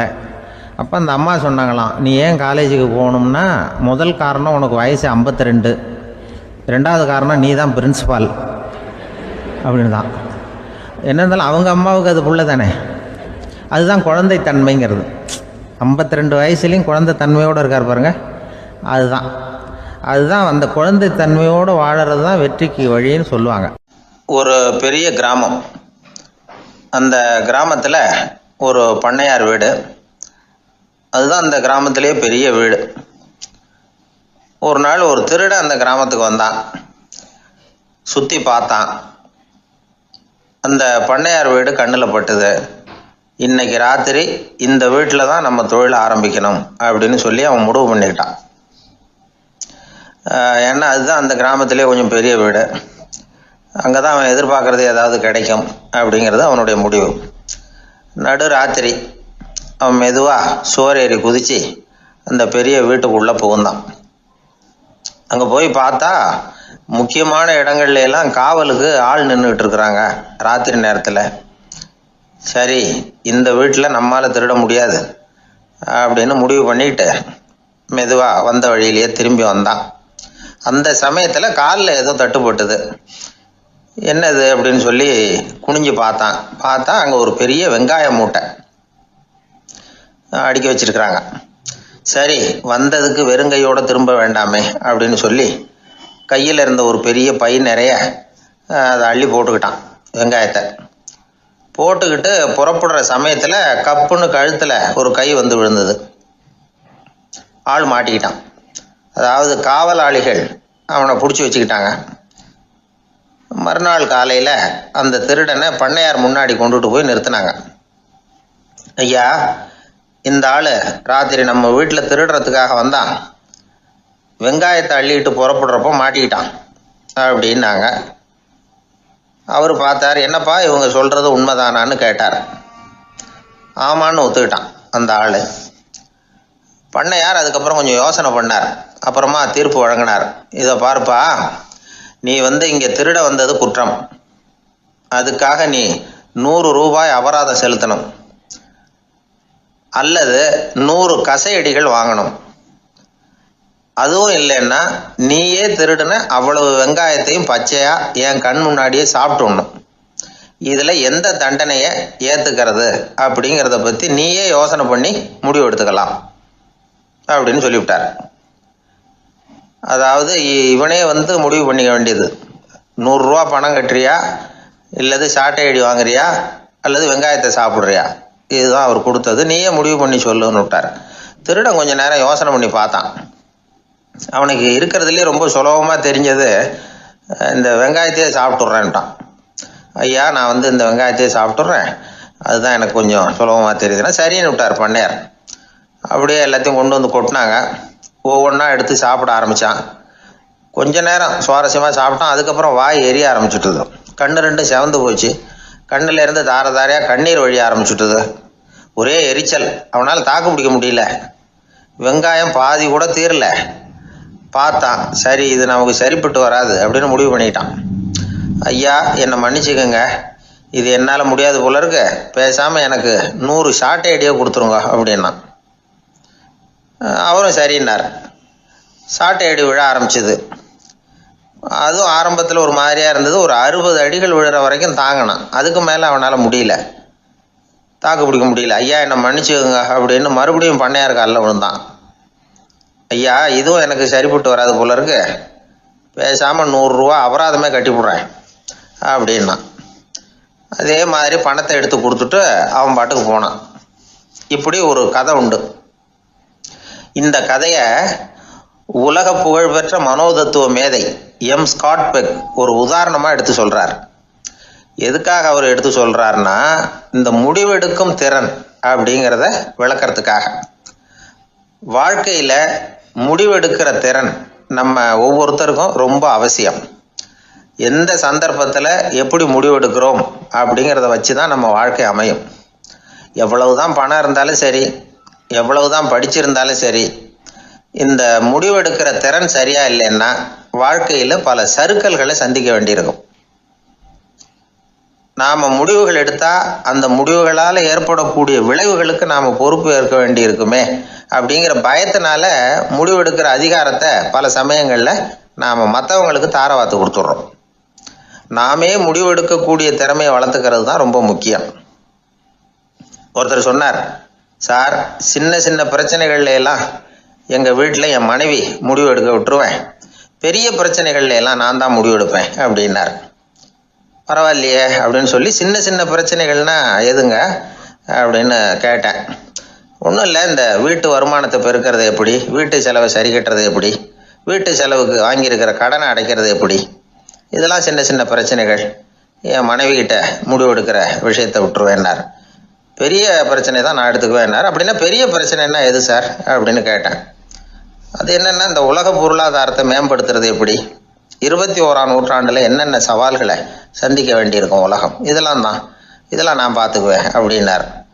பாருங்க, இது பிரச்சனைகள்லேருந்து தப்பிக்கிற வழி. அதனால் வாழ்க்கையில் பிரச்சனைகளை சந்திக்கிறதுக்கு தயங்கக்கூடாது. அதே மாதிரி சரியான நேரத்தில் சரியான முடிவு எடுக்கிறதுக்கு நாம் கற்றுக்கணும். அது ரொம்ப முக்கியம். ஒரு ரயில் போய்கிட்டு இருக்கு. அதில் ஒரு பெரியவர் பிரயாணம் பண்ணிகிட்டு இருக்கிறார். எதிரில் ஒரு பெரிய அதிகாரி, ஐஏஎஸ் ஆஃபீஸர் உட்காந்துருக்கிறார். 2 பேருக்கும் முன்ன பின்ன அறிமுகம் இல்லை. அவர் வேற யாரோ, இவர் வேற யாரோ. ஒரே ரயிலில் பிரயாணம் பண்ணிகிட்டு இருக்கிறாங்க.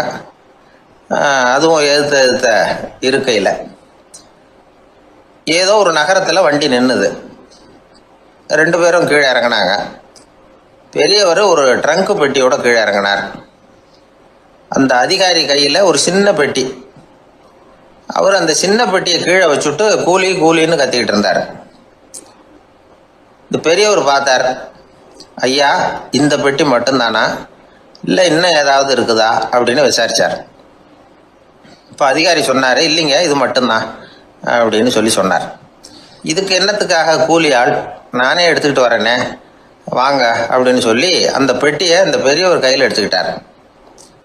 எடுத்ததும் 2 பேரும் பேசிக்கிட்டே நடந்து வராங்க. இப்போ பெரியவர் சொன்னார், இப்போ உள்ள நாகரிகம் எப்படி இருக்குன்னா, சுமை 1/4 பணம், சுமக்கூலி 3/4 பணம் அப்படிங்கிற மாதிரி இருக்கு. பணத்தை வீணாக்கிறதோட இது கௌரவம்னு வேற நினைக்கிறாங்க அப்படின்னார். அவர் சொல்றது சரிதான். 10 ரூபாய் மதிப்புள்ள ஒரு சுமையை 30 ரூபா கொடுத்து தூக்கிட்டு போவோம். நாமே அதை தூக்கினா நமக்கு கௌரவ குறைச்சல் அப்படின்னு நினைப்போம். இதுதான் நம்ம நிலைமை. ஆனால் அந்த பெரியவர் என்ன சொன்னார் தெரியுமா? நீங்கள் எங்கே போகணுமோ அது வரைக்கும் நானே இதை எடுத்துகிட்டு வரேன் அப்படின்னார். அந்த அதிகாரி பக்கத்தில் உள்ள ஒரு ஹோட்டல் வரைக்கும் போனார். பெரியவரும் அங்கே கொண்டுட்டு போய் பெட்டியை வச்சார். உடனே அந்த பெரிய அதிகாரி அவருக்கு பணம் கொடுக்கறதுக்காக பர்ஸை எடுத்தார். உடனே இவர், ஐயா எனக்கு கூலி எதுவும் வேணாம், உங்களுக்கு சேவை செய்கிறது என்னுடைய கடமை. நான் இந்த சேவையை செய்தது பணத்துக்காக இல்லை, அன்புக்காக அப்படின்னு சொல்லிவிட்டார். அதுக்கப்புறம் அவர் நன்றினார். 2 பேரும் பிரிஞ்சுட்டாங்க. இது முடிஞ்சது. அன்னைக்கு சாயந்தரம் அங்கே ஒரு பெரிய கூட்டம் நடக்குது. இந்த அதிகாரியும் அந்த கூட்டத்துக்கு போகிறார். மக்கள் கூட்டம் ரொம்ப அதிகம். அதனால் இந்த அதிகாரியும் ஒரு ஓரமாக உட்காந்துக்கிட்டார். அப்புறம் கொஞ்ச நேரத்தில் இந்த முக்கிய விருந்தினர் பேசுறதுக்காக வரார் மேடைக்கு. மேடையில் இருந்த பெரியவங்கள்லாம் எழுந்திரிச்சு நின்று அவருக்கு மாலை போட்டு மரியாதை செய்கிறாங்க. எங்கேயோ ஒரு மூலையில் உட்காந்துருந்தார் அதிகாரி. அவர் இதை கவனித்தார். அவருக்கு ரொம்ப ஆச்சரியம், அதிர்ச்சி. ஏன்னா அங்கே பேச வந்த முக்கிய விருந்தினர் வேற யாரும் இல்லை, இன்னைக்கு காலையில் இவர் பெட்டியை தூக்கிட்டு வந்தார் பெரியவர், அவர் தான். சரி, அந்த பெரியவர் யார் தெரியுமா? அவர் தான் ஈஸ்வர சந்திர வித்யாசாகர். கூட்டம் முடிஞ்சது. அதிகாரி அவரை தேடி ஓடினார். அவர் கைகளை பிடிச்சிக்கிட்டார். ஐயா என்னை மன்னிச்சுருங்க அப்படின்னாரு. அப்புறம் சொன்னார், அகங்காரங்கிற கெட்ட புத்தி தான் உண்மையை கண்கள்ல இருந்து மறைக்குது. அகங்காரம் தான் மனுஷனை அழிக்குது. நீங்கள் ரொம்ப பெரிய மனிதர், இருந்தாலும் மனிதத்தன்மையோடு நடந்துக்கிறீங்க. இந்த அன்பு, தயவு, பொறுமை இதெல்லாம் இல்லைன்னா மனிதனாக இருக்கிறதுல என்ன பிரயோஜனம் அப்படின்னு சொல்லிவிட்டு அந்த அதிகாரி போனாராம். மனிதத்தன்மைன்னா என்ன அப்படிங்கிற கேள்விக்கு இந்த பெரியவர் ஒரு உதாரணம். இப்பெல்லாம் அப்படியா இருக்கிறாங்க? ஒரு பெரியவர் ஒரு பெட்டியை தூக்கிட்டு வந்துக்கிட்டு இருக்கிறார். ஒரு இளைஞன் ஓடி வந்தான். கொடுங்க சார், நான் தூக்கிட்டு வரேன்னா. கொடுத்தார். வாங்கி தலையில் வச்சுக்கிட்டான். அப்புறம் சொன்னான், அடுத்தவங்க சிரமப்படக்கூடாதுங்கிறது என்னுடைய கொள்கை அப்படின்னா. அது நல்லது தான்னார் அவர். கடைசியில் பெட்டியை கொடுத்தான். வாங்கிக்கிட்டு பர்ஸை திறந்தார் பணம் கொடுக்கறதுக்காக. வேணாங்க அப்படின்னு விட்டான் அந்த இளைஞன். ஏன்னார், நான் சொன்னேன் அடுத்தவங்க சிரமப்படக்கூடாதுங்கிறது என்னுடைய கொள்கைன்னு. அதனால் உங்களுக்கு சிரமம் கொடுக்கக்கூடாதுங்கிறதுக்காக வரும்பொழுது நானே உங்கள் பர்ஸை எடுத்து வேணுங்கிற பணத்தை எடுத்துக்கிட்டு திருப்பி உங்கள் பாக்கெட்லேயே போட்டுட்டேன் அப்படின்னா. இப்படி இருக்குது இந்த காலம். அதனால் வாழ்க்கையில் அன்பு, தயவு, பொறுமை இதெல்லாம் ரொம்ப அவசியம் அப்படிங்கிறத நாம் புரிஞ்சுக்கணும். ஒருத்தர் ரொம்ப கவலையோடு உட்காந்துருந்தார். எதை பற்றி சார் கவலைப்படுறீங்கன்னு கேட்டோம். எதிர்காலத்தை பற்றி கவலைப்படுறேன்னார். ஏன்னு கேட்டோம். என்ன பண்ணுறதுன்னே தெரியல சார், எதிர்காலம் ஒரே இருட்டாக இருக்குது, பாதையே புரியலன்னார். இன்னைக்கு நம்ம இளைஞர்கள் பல பேருக்கு எதிர்காலம் இருட்டாக தான் தெரியுது. அவங்கெல்லாம் இந்த கதையை கொஞ்சம் கேட்கணும். ஒரு மலை அடிவாரத்தில் ஒரு சின்ன கிராமம். அந்த மலை ரொம்ப உயரமானது. அடர்த்தியாக செடி கொடிகள் மரங்கள் அதில் மண்டி கிடக்குது. பகல் வேளையில் இருட்டாக தான் இருக்கும், அவ்வளோ அடர்த்தி. அந்த மலை உச்சியில் ஒரு கோவில். நாள் ராத்திரியே புறப்பட்டாதான் காலையில் அந்த கோவிலுக்கு போய் சேர முடியும். கிராமத்து இளைஞன் ஒருத்தன் அந்த மலை உச்சிக்கு போக வேண்டியிருந்தது. கையில் ஒரு விளக்கை எடுத்துக்கிட்டு நாள் ராத்திரியே புறப்பட்டான். புறப்பட்டு போனவன் கிராமத்து எல்லையிலேயே நின்றுட்டான். ஏன் தெரியுமா? அவன் கையில் இருந்த விளக்கோட வெளிச்சம் 10 அடி தூரத்துக்கு தான் தெரியுது. அது வரைக்கும் தான் பாதை தெளிவாக இருக்குது. அதுக்கு அப்பால எல்லாம் ஒரே இருட்டாக இருக்குது, பாதை புரியல. இவன் யோசனை பண்ணி பார்த்தான்.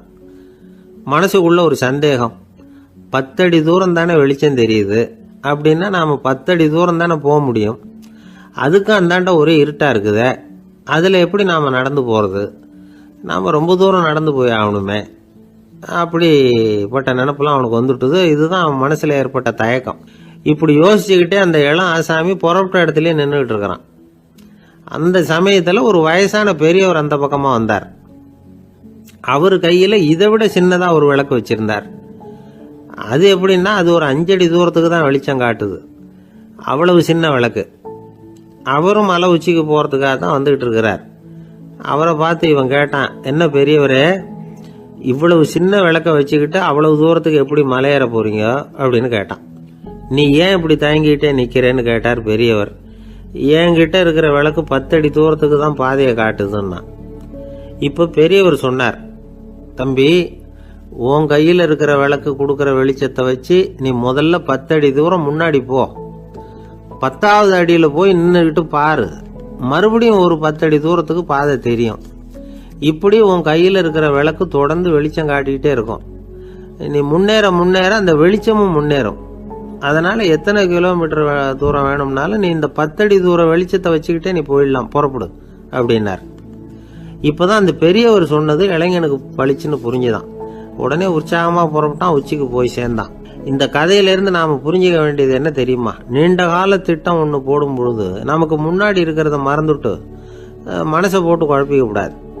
உங்கள் கையில் என்ன இருக்கோ அதுலேயே உங்கள் எதிர்காலம் மறைஞ்சிருக்குது. கண் முன்னாடி தெரியறத வச்சு ஆரம்பிங்க, போக போக வழி தானாக புலப்படும் அப்படிங்கிறார் ஒரு பெரியவர். பெரிய பயணங்களையெல்லாம் இப்படி தான் நடத்த வேண்டியிருக்கும். ஒவ்வொரு அடியாக எடுத்து வச்சா ஓடி போய் சேர்ந்து விடலாம். மலைச்சி போய் நின்றுட்டா நின்றுக்கிட்டே இருக்க வேண்டியது தான். நம்ம ஆள்லாம் ரொம்ப மோசமாக இருக்கிறாங்க. ஒருத்தன் அப்படி தான் நீண்ட தூர பிரயாணம் ஒன்று புறப்பட்டான். ரயில் போய்கிட்டே இருந்தது. கொஞ்சம் தூரம் போச்சு, பாதி வழியில் கையில் வச்சுருந்த டிக்கெட்டை காற்றுல விட்டுட்டான். ஐயோ, என் டிக்கெட்டு போயிட்டுதே அப்படின்னு கத்த ஆரம்பிச்சுட்டான். பக்கத்தில் இருந்த பெரியவர் அவனை பார்த்து பரிதாபப்பட்டு, கவலைப்படாத தம்பி, போனால் போகுது, வேற டிக்கெட் வாங்கிக்கலாம் அப்படின்னு ஆறுதல் சொன்னார். அதுக்கு அவன் சொல்கிறான், சார், நான் அதுக்காக அழலை, அந்த டிக்கெட்டு கிடைச்சா தானே நான் எந்த ஊருக்கு போகணுங்கிறது எனக்கு தெரியும் அப்படிங்கிறான். ஒரு தெருவில் சில சிறுவர்கள் விளையாடிக்கிட்டு இருந்தாங்க. ஏதோ ஒரு உயரமான கல்லை நடுத்தெருவில் வச்சு அதை சுற்றி சுற்றி ஓடி வந்துக்கிட்டு இருக்கிறாங்க. அது என்ன விளையாட்டோ அவங்களுக்கு தான் தெரியும். கொஞ்ச நேரம் அப்படி விளையாடிக்கிட்டு இருந்தவங்க விளையாடி முடிச்சதும் அந்த கல்லை நடுத்தெருவில் அப்படியே விட்டுட்டு அவங்கவுங்க வீட்டுக்கு ஓடி போயிட்டாங்க. அதுக்கப்புறம் அந்த வழியாக 2 பெண்கள் பேசிக்கிட்டே வந்தாங்க. பேச்சு சுவாரஸ்யத்தில் நடுத்தெருவில் இருந்த அந்த கல்லை கவனிக்கலை. காலில் இடிச்சுட்டுது, லேசாக ரத்தம் வந்துட்டுது, வலி தாங்கலை. காலில் இடிச்சுக்கிட்ட பொண்ணு திட்ட ஆரம்பிச்சுட்டுது. வர வர ஊர் உலகம் ரொம்ப கெட்டு போச்சு, யாருக்கும் பொறுப்பே கிடையாது பாரு, இப்படி நடுத்தருவில் பொறுப்பு இல்லாமல் இப்படி கல்லை போட்டு வச்சிருக்கிறாங்களே, இது நியாயமா அப்படின்னு சொல்லி இந்த சமூகத்தை கடுமையாக விமர்சனம் பண்ணிக்கிட்டு அவங்க போயிட்டாங்க. கொஞ்ச நேரம் கழித்து ஒரு வாலிபன் அந்த வழியாக வந்தான். அந்த கல்லை பார்த்தான், நின்னான், ஒரு நிமிஷம் யோசனை பண்ணான், என்ன பண்ணலாம்னு பார்த்தான். தன்னுடைய வீரத்தையும் பலத்தையும் காட்டணும்னு நினைச்சான். பின்னாடி போனான்.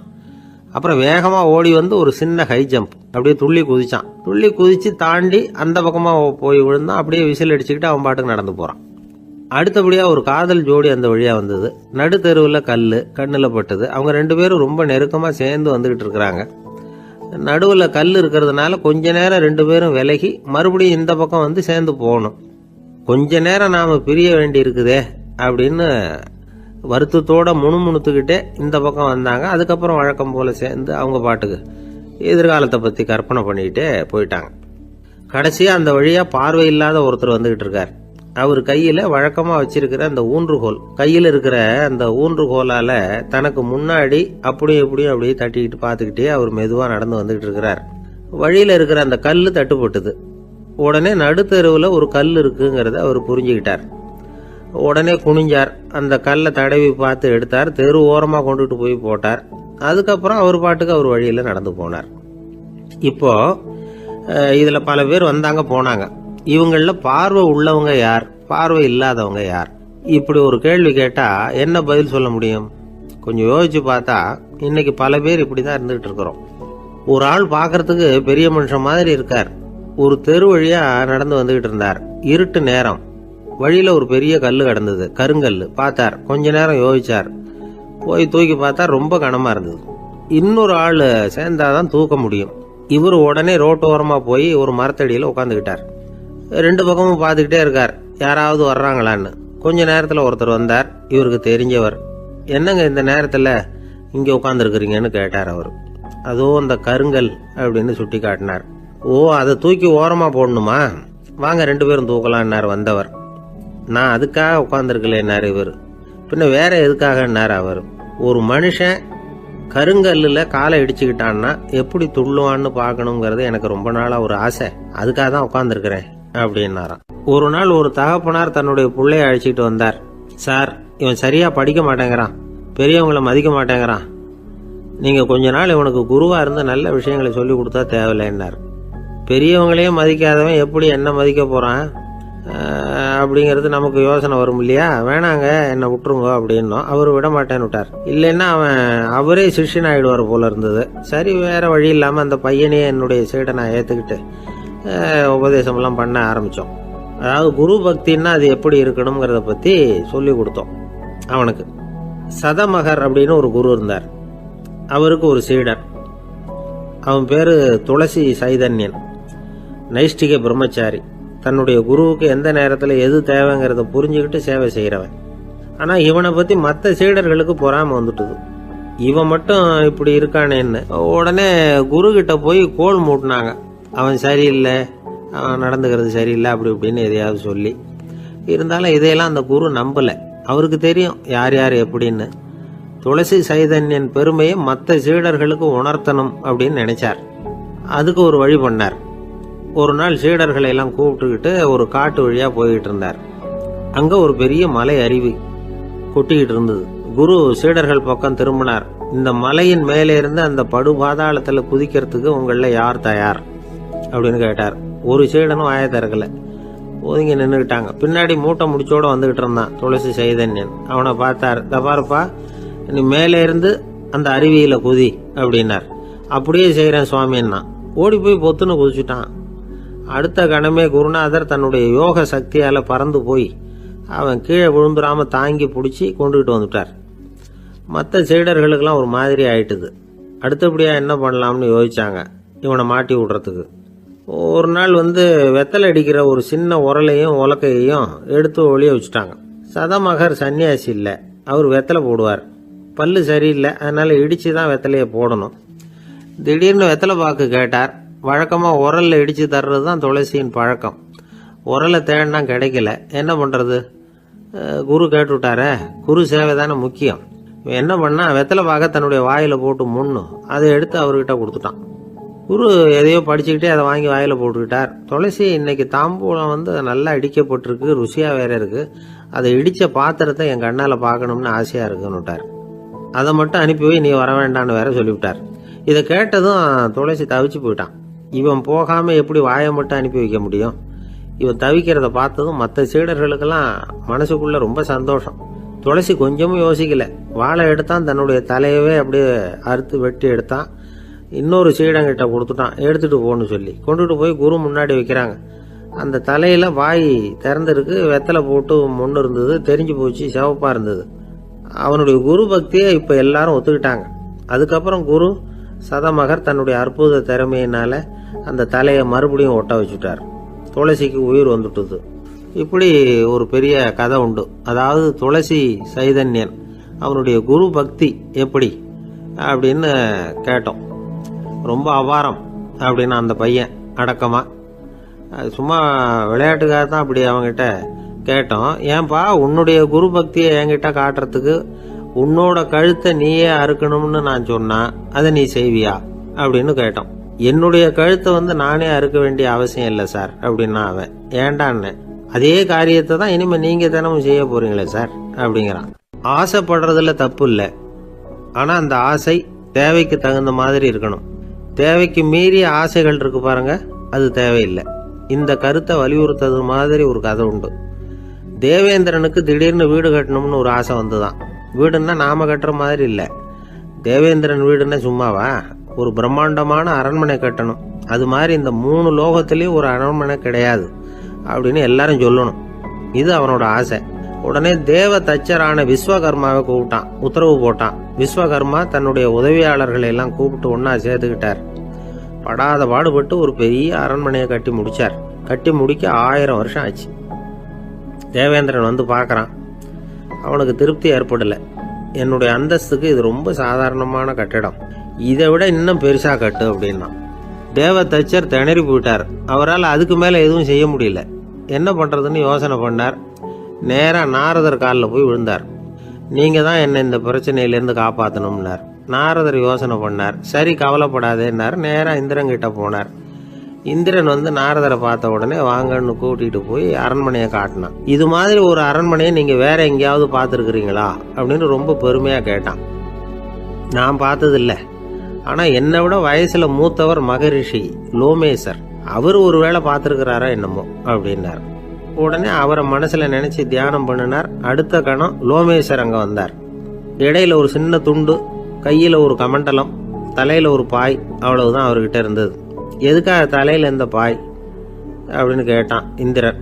என்ன மாதிரி அற்ப ஆயுள் உள்ள ஒரு ஜீவன் தனியாக வீடு கட்டிக்கிட்டு திண்டாடணுமா? இந்த பாய் தான் ஒரு வீடு மாதிரி எனக்கு நிழல் கொடுக்குது அப்படின்னார் அவர். என்னது, உங்களுக்கு வந்து அவ்வளவு கொஞ்சமான ஆயுளா அப்படின்னு ஆச்சரியத்தோடு கேட்டான் இந்திரன். ஆமாம், இதை பாரு, என்னுடைய மார்பில் ஒரு பொற்காசு அளவுக்கு ரோமம் உதிர்ந்துட்டுது. எப்போ என் உடம்புல உள்ள எல்லா ரோமமும் உதிர்ந்துருமோ அப்போ என்னுடைய ஆயுள் முடியும் அப்படின்னார். எப்போ அந்த ரோமங்கள் பூரா உதிரும்னு கேட்டான் இவன். ஒரு பிரம்மா மறைஞ்சதும் ஒரு ரோமம் உதிரும். என் உடம்புல உள்ள ரோமங்களின் எண்ணிக்கை எவ்வளவோ அவ்வளவு பிரம்மாக்கள் தோன்றி அவங்க ஆயுள் முடியும் பொழுது என் உடம்புல உள்ள ரோமங்கள் பூரா உதிரும் அப்படின்னார். அப்படின்னா ஒரு பிரம்மாவோட ஆயுள் எவ்வளவு காலம்னு கேட்டான். ஒரு பிரம்மாவுக்கு 100 தேவ வருஷம். ஒவ்வொரு தேவ வருஷத்துக்கும் 365 தேவ நாள். ஒவ்வொரு தேவ நாள்லையும் ஒன்ன மாதிரி 14 இந்திரர்கள் தோன்றி மறைகிறாங்க அப்படின்னு மகரிஷி லோமேசர் சொல்றார். இதை கேட்டதும் இந்திரன் ஆடி போட்டான். அவ்வளவு ஆயுள் உள்ள இவரே அற்ப ஆயுள்னு சொல்றார்.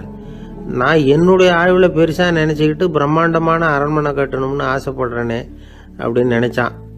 எனக்கு வீடு கட்டின வரைக்கும் போதும்னு விட்டான். அதனால நாமெல்லாம் நம்முடைய தேவைக்கு தகுந்த மாதிரி ஆசைப்படுறது தான் நியாயம். ஆனால் அப்படியே நடந்துக்கிறோம். மனுஷன் வந்து கடவுளையே ஏமாற்றி காசு வாங்கிறதுக்குள்ள ஆசைப்படுறான். ஒருத்தன் கடவுளை நினைச்சு தவம் இருந்தான். கடவுள் நேரில் வந்தார். தேவலோகத்தில் ரூபாய்க்கெல்லாம் என்ன மதிப்புன்னு கேட்டான். அங்கெல்லாம் ரூபாய்ங்கிறது உங்கள் பணத்தில் 1 கோடி ரூபாய்க்கு சமம். அதாவது தேவலோகத்தில் 1 ரூபான்னா இங்கே 1 கோடி ரூபா. அது மாதிரி எங்களுக்கு ஒரு நாளுங்கிறது உங்கள் கணக்கில் 1 கோடி வருஷத்துக்கு சமம் அப்படின்னார் கடவுள். அப்படின்னா எனக்கு நீங்கள் அதிகமாக எதுவும் தர வேணாம், உங்கள் கணக்குப்படி ஒரே 1 ரூபா கொடுங்க, அது போதும்னா இவன் ரொம்ப சாமர்த்தியமாக. கடவுள் யோசனை பண்ணார். அது ஒன்றும் கஷ்டம் இல்லை, 1 ரூபா தானே கேட்குற, கொடுத்துட்றேன். ஆனால் இப்போ வரும்பொழுது நான் எடுத்துக்கிட்டு வரல, எங்கள் கணக்குப்படியே 1 நாள் பொறுத்துக்க பணத்தோடு வந்துடுறேன் அப்படின்னு சொல்லிவிட்டு பறந்து போயிட்டார். இயேசுநாதர்கிட்ட ஒருத்தர் வந்து கேட்டாராம், இயேசுவே என்னை எவ்வளவு நேசிக்கிறீர்கள் அப்படின்னு. அவர் தன்னுடைய 2 கைகளையும் அகல விரித்து இவ்வளவு என்று சொல்லி சிலுவையில் உயிர் நீத்தார் அப்படின்னு சொல்லுவாங்க. அதாவது அந்த நேசிப்புக்கு எல்லை கிடையாது, அதே போல மன்னிப்புக்கும் எல்லை கிடையாது. இது இயேசுநாதர் சொல்லி கொடுத்த ஒரு பாடம். இயேசுனுடைய சீடர்களில் ஒருத்தன் பீட்டர், அவன் ஒரு நாள் இயேசுநாதர்கிட்ட கேட்டிருக்கான், இயேசுவே நான் வந்து என்னுடைய தம்பி கிட்ட அடிக்கடி சண்டை போட்டுக்கிட்டு இருக்கிறேன், என்னுடைய சகோதரன் கூட, அவனை நான் எத்தனை தடவை மன்னிக்கிறது? ஏற்கனவே 7 தடவை அவனை மன்னிச்சுட்டேன் அப்படின்னு சொல்லியிருக்கிறான். அப்போ இயேசு சொன்னாராம், மன்னிக்கிறதுக்கு எத்தனை தடவைங்கிற கணக்கெல்லாம் கிடையாது. எத்தனை தடவை உன்னுடைய சகோதரன் உன்னை கோபப்படுத்துகிறானோ அத்தனை தடவை நீ மன்னிக்கிறதுக்கும் தயாராக இருக்கணும், அதுதான் அப்படின்னு சொன்னாராம். அப்போ இவனுக்கு ஒன்றும் புரியல, இது என்ன அவன் தப்பு பண்ணிக்கிட்டே இருப்பான், நாம் மன்னிச்சுக்கிட்டே இருக்கிறதா அப்படிங்கிறது மாதிரி குழப்பமாக இருந்திருக்கிறான். அப்போ இயேசுநாதர் தன்னுடைய சீடன் பீட்டர்கிட்ட ஒரு கதை சொன்னாராம். அந்த கதை இன்றைக்கு நாம் வந்து எல்லாரும் சிந்தித்து பார்க்க வேண்டிய ஒரு கதை. அதாவது மன்னிப்பை விரும்புகிறவர்கள் மன்னிக்கவும் தயாராக இருக்க வேண்டும் அப்படிங்கிறது தான் அந்த கதையினுடைய தத்துவம். அந்த இயேசுநாதர் சொன்ன கதை என்னன்னா, ஒரு மன்னர் இருந்தார். அவர் ஒரு நாள் அரண்மனையில் உட்காந்து கணக்கு வழக்குகள்லாம் பார்த்துக்கிட்டு இருந்தார். நம்ம அரண்மனையிலேருந்து யார் யார் அரசாங்க கடன் வாங்கியிருக்கிறாங்க, யார் யார் திருப்பி செலுத்தி இருக்கிறாங்க அப்படிங்கிற விவரத்தையெல்லாம் பார்த்துக்கிட்டு இருந்தார். அப்போ தான் புரிஞ்சுது, அந்த அரண்மனையில் வேலை செய்கிற ஒருத்தனே அரசாங்க கடன் ஒரு வாங்கியிருக்கிறான். எவ்வளவு? 10,000 பொற்காசுகள் வாங்கியிருக்கான் கடன். இந்த 10,000 பொற்காசுகளை திருப்பி செலுத்தலை அரசாங்கத்துக்கு. இது மன்னர் கவனத்துக்கு வந்தது. உடனே நம்ம அரண்மனையில் இருக்கிறவனே அரசு கடன் வாங்கி திருப்பி செலுத்தாமல் இருக்கான், அவனை கூப்பிட்டு வாங்கன்னு சொல்லி கூப்பிட்டுட்டு வந்தாங்களாம். விசாரிச்சிருக்கிறாங்க, என்னப்பா நீ எவ்வளோ ஒன்று? ஆமாங்க 10,000 பொற்காசுகள் வாங்கியிருக்கிறேன், இன்னும் திருப்பி கட்டலைன்னு இருக்கான். உடனே அவர் மன்னர் சொல்லியிருக்கிறார், நம்ம சட்டத்திட்டப்படி நீ உடனே பணத்தை திருப்பி கட்டிடு. அப்படி உன்னால் கட்ட முடியலன்னா உன்னுடைய வீடு வாசல் சொத்து சுகம் எல்லாத்தையும் விற்று அந்த பணத்தை அரசு கருவூலத்தில் சேர்த்துக்கிறதுக்கு நானே ஏற்பாடு பண்ணிடுறேன் அப்படின்னு அந்த மன்னர் சொன்னாராம். இவன் அப்படியே அதிர்ச்சி ஆகிட்டான். அப்படியே பொத்துன்னு காலில் விழுந்தானா. மன்னா, என்னை மன்னிச்சுங்க, என்னால் முடியல, எனக்கு மன்னிப்பு கொடுங்க அப்படின்னு இருக்கான். உடனே அவர் எழுந்திரிச்சு, சரி நீ மன்னிப்பு கேட்டுவிட்ட, அதனால் உன்னை மன்னிக்கிறேன், நீ பணம் கட்ட வேண்டாம் அப்படின்னு சொல்லி அந்த மன்னர் அவனை விட்டுட்டாராம். பணத்தையும் தள்ளுபடி போட்டார், நீ திருப்பி கட்ட வேண்டான்னு. இவனுக்கு ரொம்ப மகிழ்ச்சி. அதனால் ரொம்ப உல்லாசமாக வந்துகிட்டு இருக்கிறான். தெருவில் வந்துக்கிட்டு இருக்கிறப்ப இவங்கிட்ட கடன் வாங்கின ஒருத்தன் எதுக்கு வந்துக்கிட்டு இருக்கான். அவன் இவங்கிட்ட ஒரு 100 பொற்காசுகள் கடன் வாங்கியிருக்கான். அவன் வந்தான். இவன் போய் அவன் சாட்டையை பிடிச்சிக்கிட்டான், நீ எப்படா என் கடனை திருப்பி கொடுக்க போகிறேன்னு. அவன் இப்போ முடியல, கொஞ்சம் பொறுத்துக்கா, அப்புறம் தரேன் இருக்கான். அதெல்லாம் முடியாது, நீ கொடுத்து தான் ஆகணும் அப்படின்னு இவன் புடிவமாக சொல்கிறான். இப்போ நிலைமையை பாருங்க, இவன் ஏற்கனவே 10,000 பொற்காசுகள் அரசாங்கத்தில் கடன் வாங்கினா அதுக்கு மன்னிச்சு விட்டுட்டார் இவனை. ஆனால் இவன் இன்னொருத்தனை மன்னிக்கிறதுக்கு தயாராக இல்லை. இவங்கிட்ட கடன் வாங்கின இன்னொருத்தன் 10 பொற்காசுகள், அவனை மன்னிக்க தயாராக இல்லை. அவனை கொண்டு போய் நீதிமன்றத்தில் கொண்டு போய் நிறுத்தி தண்டனை வாங்கி கொடுத்துட்டான். நீதிபதி என்ன சொன்னார், அந்த இவன் வாங்கின பொற்காசுகளை திருப்பி கட்டுற வரைக்கும் ஜெயிலில் இருக்கணுங்கிறது தீர்ப்பு. ஆனால் உடனே அரசர் காதில் வந்து விழுந்தது. சொல்லிட்டாங்க, உங்ககிட்ட மன்னிப்பு வாங்கிட்டு போனானே ஒருத்தன், அவன் இன்னொருத்தனை மன்னிக்கிறதுக்கு தயாராக இல்லை, அவனை கொண்டு போய் ஜெயிலில் அடைச்சிட்டான் அப்படின்னு. உடனே மன்னர் பார்த்தார், இவனை மறுபடியும் கூப்பிட்டு வர சொன்னார். தபாரப்பா, நான் உன்னை மன்னிச்சு விட்டேன், ஆனால் நீ இன்னொருத்தனை மன்னிக்கிறதுக்கு தயாராக இல்லை, அதனால் என்னுடைய தீர்ப்பையும் மாத்துறேன், நீயும் அரசு கடன் தீர்ற வரைக்கும் ஜெயிலில் தான் இருக்கணும் அப்படின்னு சொல்லி ஜெயிலுக்கு அனுப்பிச்சிட்டாராம். இப்படி ஒரு கதையை இயேசுநாதர் தன்னுடைய சீடருக்கு சொன்னதாக ஒரு வரலாறு. அது என்ன, அதிலேருந்து நாம் புரிந்து கொள்ள வேண்டியதுன்னா, நாம் மன்னிக்கப்படணும்னு நாம் விரும்புகிறோம்னா நாம் இன்னொருத்தரை மன்னிக்கிறதுக்கு தயாராக இருக்கணும். அதனால் நாம் இன்னொருத்தரை யாரையும் மன்னிக்க மாட்டோம், ஆனால் என்ன இன்னொருத்தர் மன்னிக்கணும் அப்படிங்கிறது மாதிரி செய்யக்கூடாதுன்னு சொல்லுவாங்க. அது மாதிரி நாம் இப்போ இது தப்பாக புரிஞ்சுக்கிறவங்களும் இருக்கிறாங்க. பாவம் மன்னிப்புங்கிறதுலாம் எதுக்குன்னா, அதாவது மறுபடியும் பாவம் செய்யாமல் இருக்கிறதுக்காக தான். அதான் மன்னிக்கிறாரே அப்படிங்கிறதுக்காக மறுபடியும் பாவம் பண்ணிகிட்டு இருக்கிறது இல்லை. அதான் ஒருத்தர் கேட்டாராம், பாவத்திலேருந்து மன்னிப்பு கிடைக்கணும்னா நீ என்ன செய்யணும் அப்படின்னு கேட்டிருக்காரு. அது அவன் சொல்லியிருக்கிறான், நான் முதல்ல பாவம் செய்யணும், அப்போ தானே மன்னிப்பு கிடைக்கும் அப்படின்னு நானாம். இப்படிப்பட்டவர்கள் தான் இன்றைக்கி உலகத்தில் அதிகமாக இருக்கிறாங்க. அதனால் இந்த மன்னிப்பின் மகத்துவங்கிறது இயேசுநாதர்கிட்டேருந்து தான் நாம் புரிஞ்சுக்கணும். அந்த இயேசு சொன்ன அந்த மன்னிக்கிற மனோபாவம் இருந்தால் இன்றைக்கி உலகம் பூராவும் அமைதி பூங்காவாக இருக்கும். அதில் ஒன்றும் ஆச்சரியமே இல்லை, அதில் ஒன்றும் சந்தேகமும் இல்லை. அதனால் மன்னிக்கிற மனோபாவத்தை நாம் எல்லாரும் நமக்குள்ளே வளர்த்து கொள்ள வேண்டும் அப்படிங்கிறது தான் நாம் இன்றைக்கு எல்லோரும் சிந்தித்து பார்க்க வேண்டிய ஒரு செய்தி. என்ன சார், உங்கள் பையன் என்ன செஞ்சுக்கிட்டு இருக்கிறான் இப்போ அப்படின்னு கேட்டார் ஒருத்தர். அடிக்கடி கண்ணாடி முன்னாடி நின்று அழகு பார்த்துக்கிட்டு இருக்கிறான் சார் அப்படின்னாரு அப்பா. இளம் பருவம் இப்படி தான் இருக்கும், அதையெல்லாம் சாதாரணமாக நினச்சிடாதீங்க அப்படின்னாரு அவர். என்ன சார் சொல்கிறீங்க, கண்ணாடி முன்னாடி நின்றுக்கிட்டு நேரத்தை வீணாக்கிக்கிட்டு இருக்கான், அதை ஒரு பெரிய விஷயமா நான் நினைக்கணுமா அப்படின்னாரு இவர். இளம் பருவத்தில் இளைஞர்களுக்கும் சின்ன பொண்ணுங்களுக்கும் அடிக்கடி கண்ணாடியில் பார்க்கணும்னு தோணும்.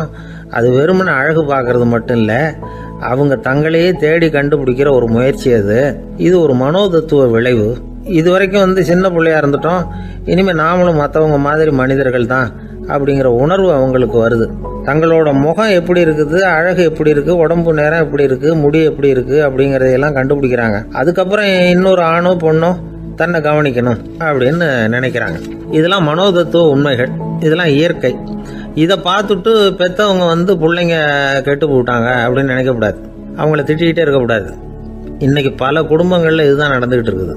மனுஷ வாழ்க்கையிலேயே இப்படியும் இல்லாத அப்படியும் இல்லாத ஒரு பருவம் இளம் பருவம். 13லேருந்து 19 வயசுக்கு உட்பட்ட ஆண்கள் பெண்கள் இந்த வகையை சேர்ந்தவங்க, டீனேஜ் குரூப். இவங்கள சின்னவங்கன்னு நினச்சிட முடியாது, பெரியவங்கன்னு நினச்சிட முடியாது. இவங்க ரொம்ப சென்சிட்டிவ். சமூகம் நினச்சா இவங்களை நல்லவங்களாகவும் ஆக்கலாம், கெட்டவங்களாகவும் ஆக்கலாம். கொஞ்சம் அக்கறை எடுத்துக்கிட்டால் பெரிய பெரிய மேதைகளையும் விஞ்ஞானிகளையும் உருவாக்கலாம். ஆனால் நடக்கிறது என்ன தெரியுமா, அநேகமாக இவங்களை யாருமே சரியாக புரிஞ்சுக்கிறது இல்லை, இவங்களை சரியாக நடத்துறதும் இல்லை. இது வரைக்கும் நாம் சொல்கிறத கேட்டுக்கிட்டு இருந்தான், இப்போல்லாம் அவன் இஷ்டத்துக்கு நடக்க ஆரம்பிச்சுட்டான் அப்படின்னு வருத்தப்படுற பெற்றோர்கள் அதிகம். இது வருத்தப்படுற விஷயம் இல்லை, சந்தோஷப்பட வேண்டிய விஷயம்.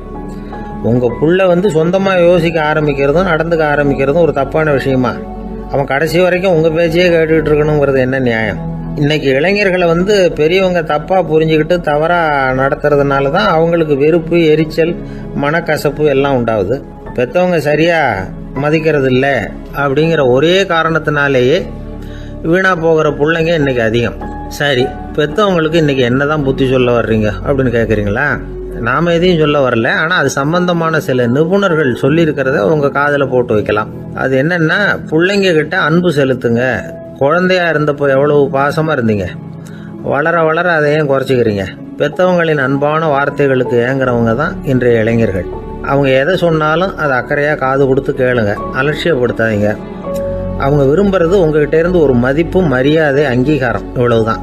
அவங்க அவங்களாவே முடிவுகள் எடுக்கட்டும், அதுக்கு நீங்கள் உதவியாக இருங்க, அது போதும். மற்றவங்க முன்னாடி, முக்கியமாக அவங்க நண்பர்கள் முன்னாடி அவங்கள பற்றி மட்டமாக பேசாதீங்க. அவங்கக்கிட்ட பொய் சொல்லக்கூடாது. நீங்கள் சொன்னது பொய்ன்னு தெரிஞ்சு போச்சுன்னா உங்கள் பேரில் அவங்களுக்கு இருக்கிற மதிப்பு போயிடும், நம்பிக்கை போயிடும். அவங்களுக்கு முன்னாடி நீங்கள் சண்டை போடக்கூடாது. உங்கள் பிள்ளைய எப்பவும் இன்னொரு பிள்ளையோட ஒப்பிட்டு பேசுகிற வேலையே வேணாம். கூட பிறந்த மற்றவங்களோட கூட ஒப்பிடக்கூடாது. இப்படி செஞ்சால் அவன் உங்ககிட்டையும் பிரியமாக இருக்க மாட்டான், அவங்ககிட்டையும் பிரியமாக இருக்க மாட்டான். புள்ள எங்கே போகிறான், என்ன பண்ணுறான் அப்படின்னுலாம் துப்பறிஞ்சிக்கிட்டு இருக்கக்கூடாது. இளைஞர்கள் தனிமையை விரும்புகிறவங்க.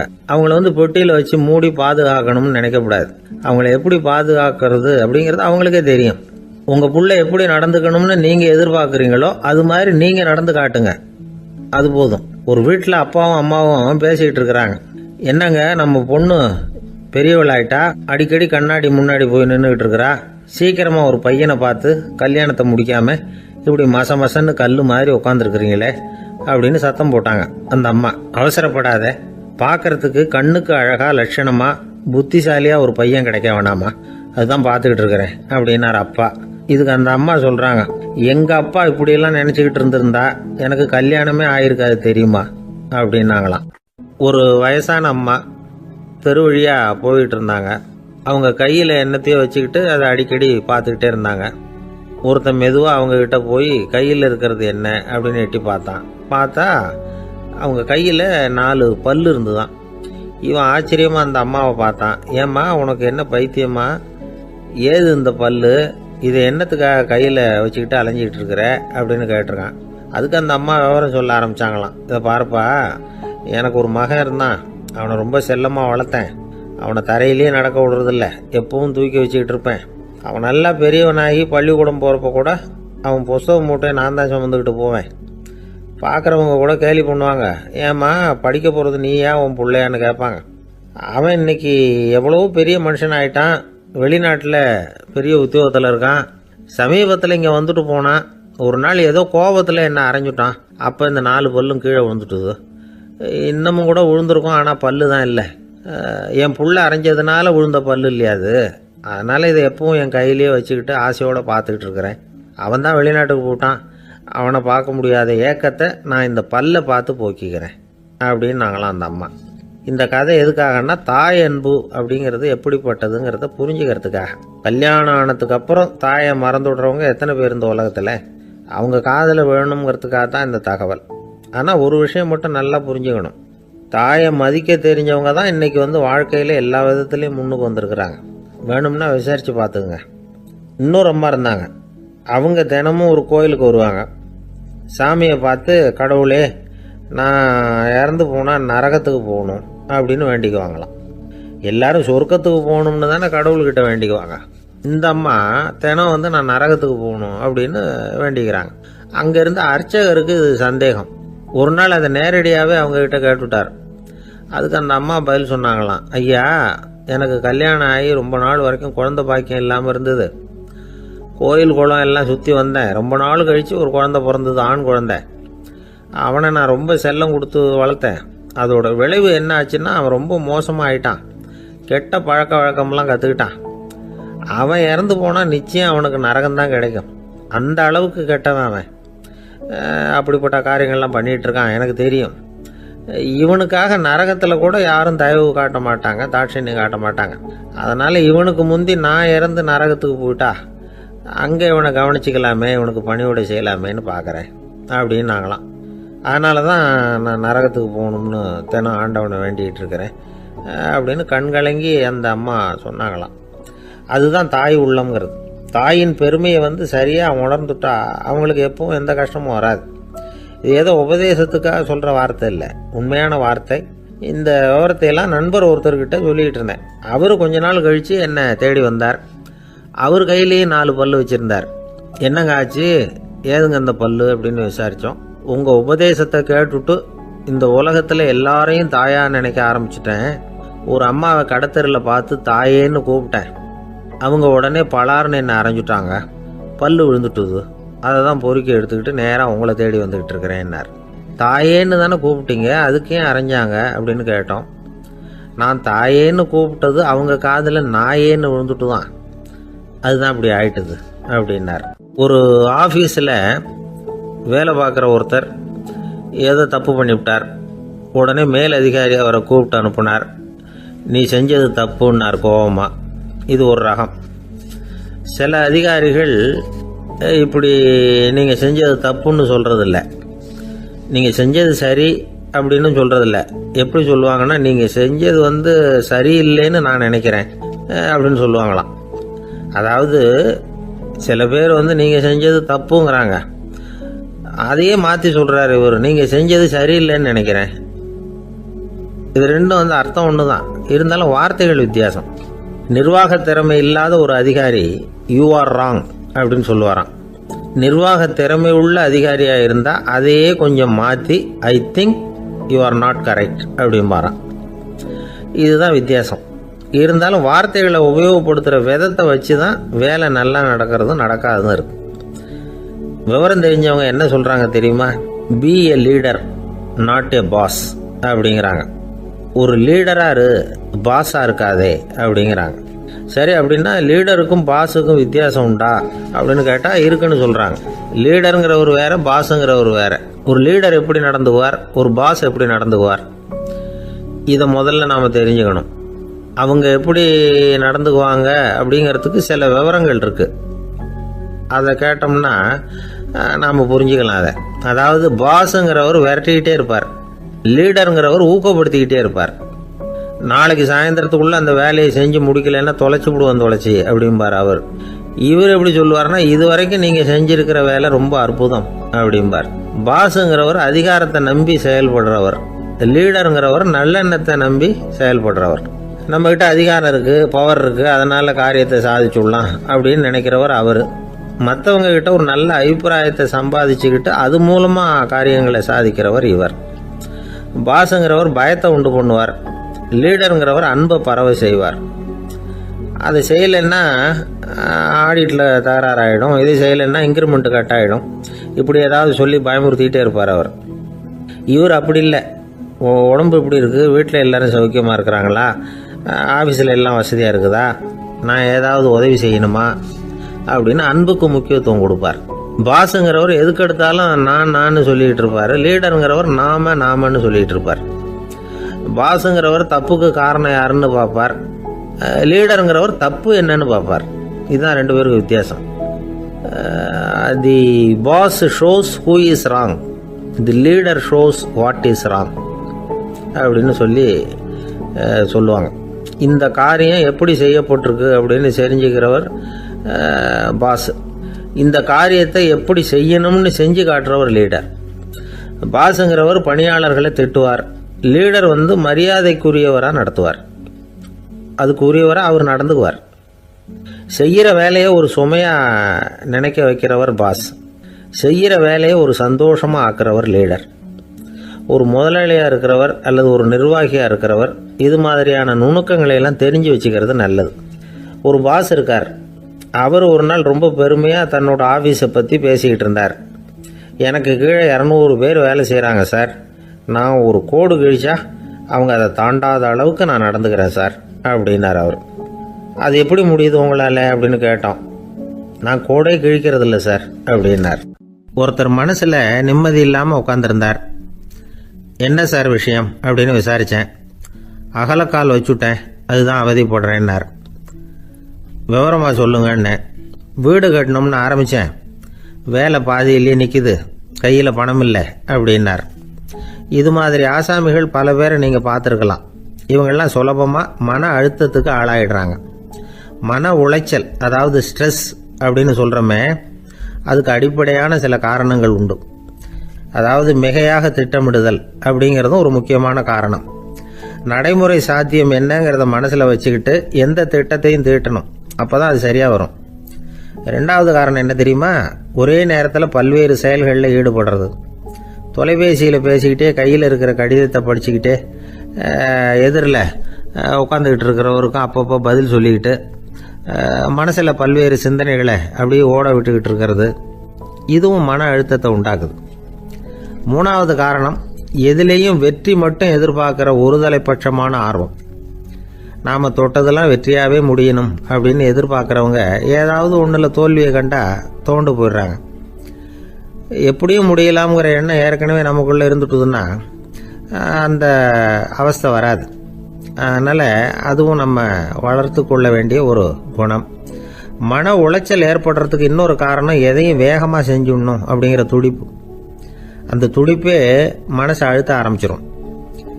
எந்த ஒரு காரியத்திலையும் தாமதமோ இடையூறோ ஏற்பட்டால் அதை பொறுத்துக்கிற மனப்போக்கம் வேணும்.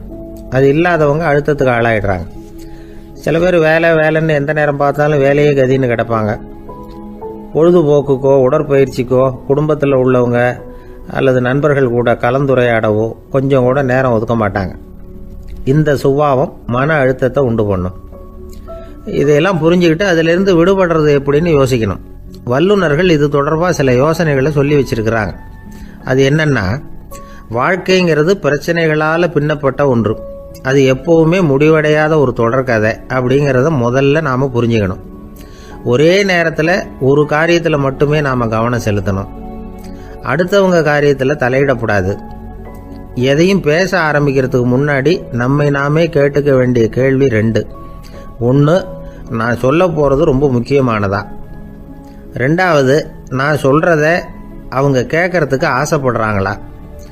நான் பேசுறதுக்கு அது சரியான நேரம் தானா? இதை யோசித்து பார்த்ததுக்கப்புறம் எதையும் பேச ஆரம்பிக்கணும். முடிஞ்ச அளவுக்கு வளைந்து போகிற சுபாவத்தை வளர்த்துக்கணும். நம்ம நேரம் விலை மதிப்பு இல்லாதது, அதை வீணாக்கக்கூடாது. சிரிக்க தெரியலனாலும் பரவாயில்ல, முகத்தில் கொஞ்சம் புன்முறுவலாவது காட்டணும். இதெல்லாம் ரொம்ப முக்கியம்.